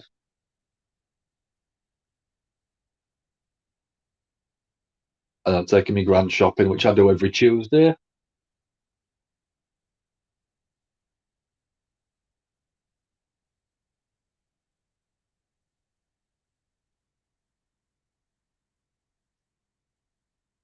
Charlotte, which Charlotte, Jack? Oh, we're on adverts, yeah. I'd rather watch Charlotte get her because she's so underutilized. Should just be her telling us why she should be used on TV more, don't you think?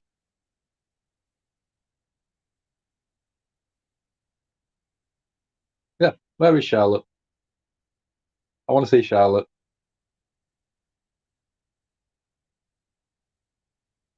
We don't get enough of Charlotte, do we? We should send a tweet out to Vince and Bruce Pritchard. If Charlotte's not in the match, we're not going to watch. So we're starting off with Big E in the ring.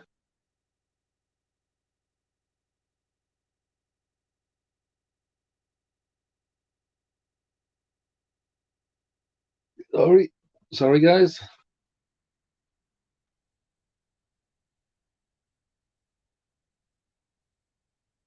So we had some great matches between the Usos and the New Day over the past few years.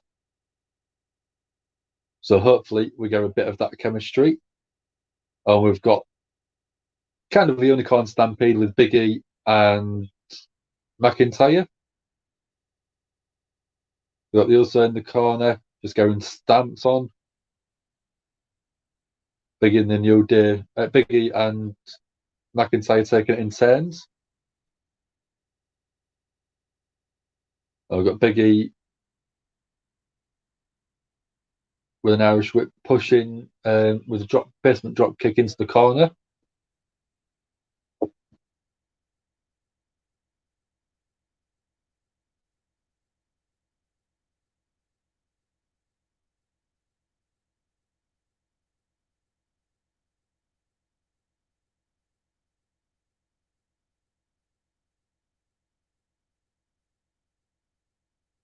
So the Usos make a tag. We've got Drew in the corner.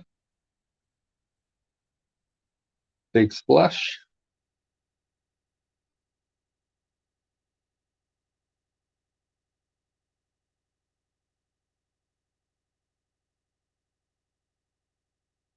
So Drew whips across into the opposite corner.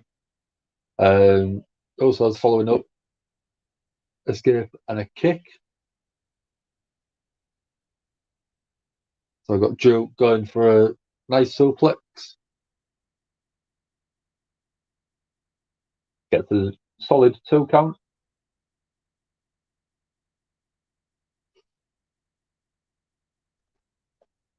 Excuse me.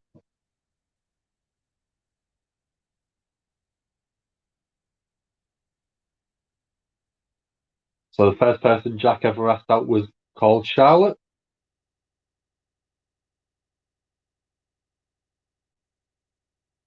Big E with an abdominal stretch now.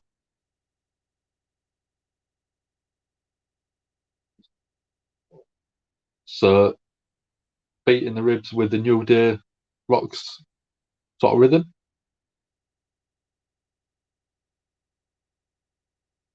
Also get a sort of quick blind tag. So Big E's in the corner going stomped.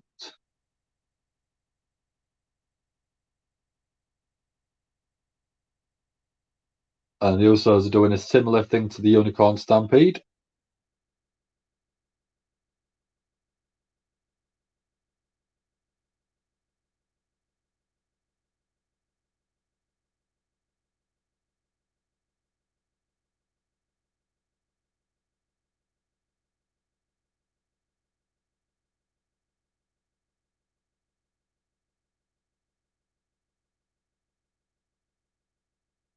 So Big E gets a groin stretch.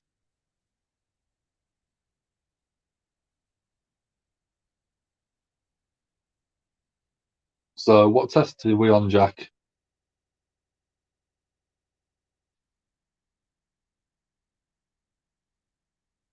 Remember that fact?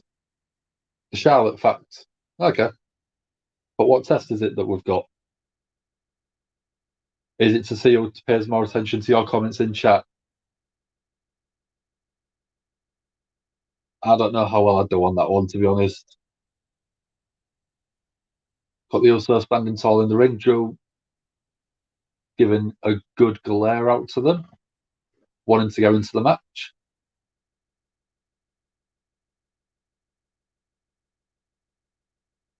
Big stomp to Big E's gut.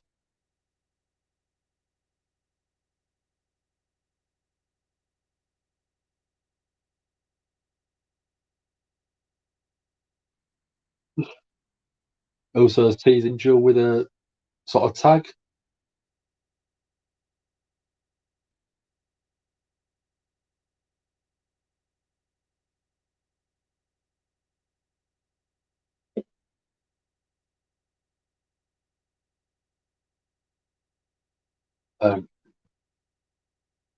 Rear headlock on Big E.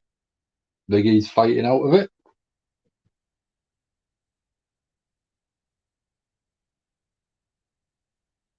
Big E with an overhead suplex.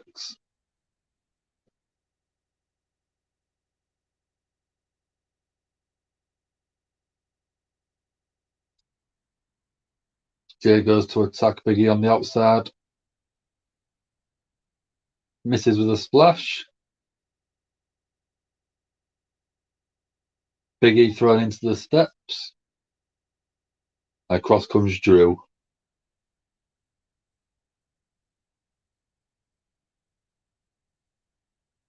So back on commercial break again. You can see why WWE like the 3-hour shows when they're getting this many commercial breaks in and advertising on their show.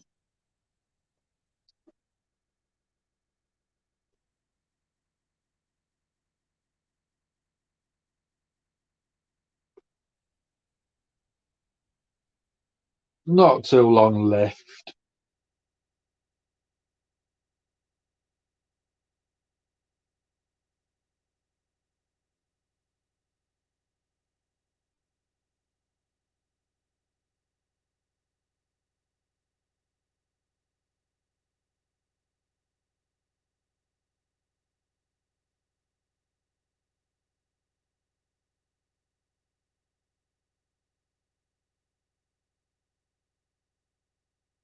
So I've only got about 10 minutes left of the show tonight. I'll give it my quick review, my performer of the night, moment of the night, and my star rating.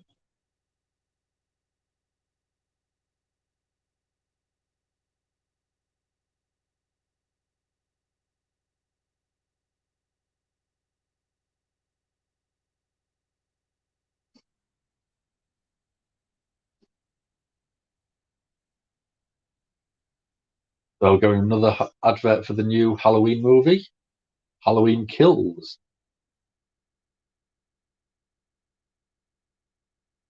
Yeah, and I've said it before, but I'm really looking forward to it.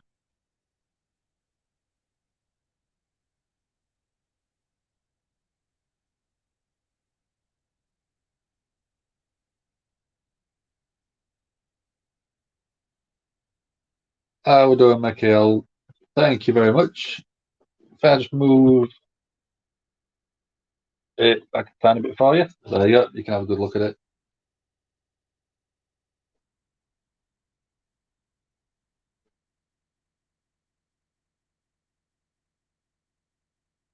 Need straightening at the minute.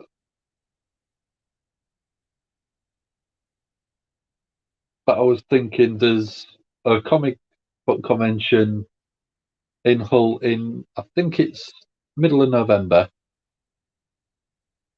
And I was just going to get a plain black sort of spray, hair dye spray, rather than a permanent sort of colour on there. Just do that. Just spray it all black, slick it back, put a suit on, and I could be John Wick for the day. How does that sound? Sort of tidy all this up as well. Maybe get a bit of the Keanu Reeves sort of style, sort of trim on there.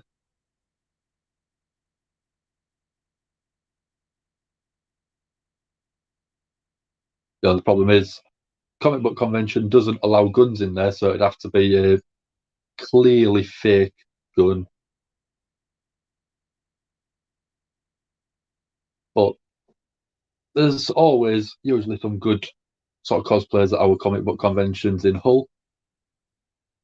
We do have a few different ones that there is. There's one called Whitby Unleashed, which I've been to a few times. There's always some sort of people there do signing.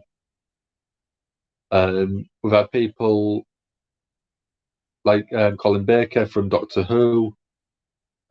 We've had some big name actors from Harry Potter films and Star Wars. We actually had the guy who trained all of the actors in the first prequel Phantom Menace Star Wars film with the lightsabers, and he actually taught a lightsaber class for us all. So we got all proper Jedi technique training, which was quite cool, good fun. So at the minute we've got Jimmy Uso in the ring. We've got Biggie down in the corner.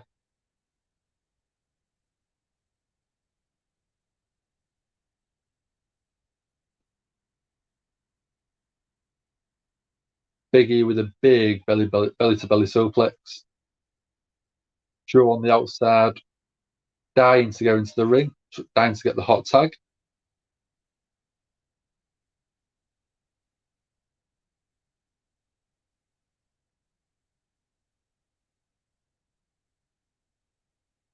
So both of them get the tag. So I've got Drew in and Jey Uso.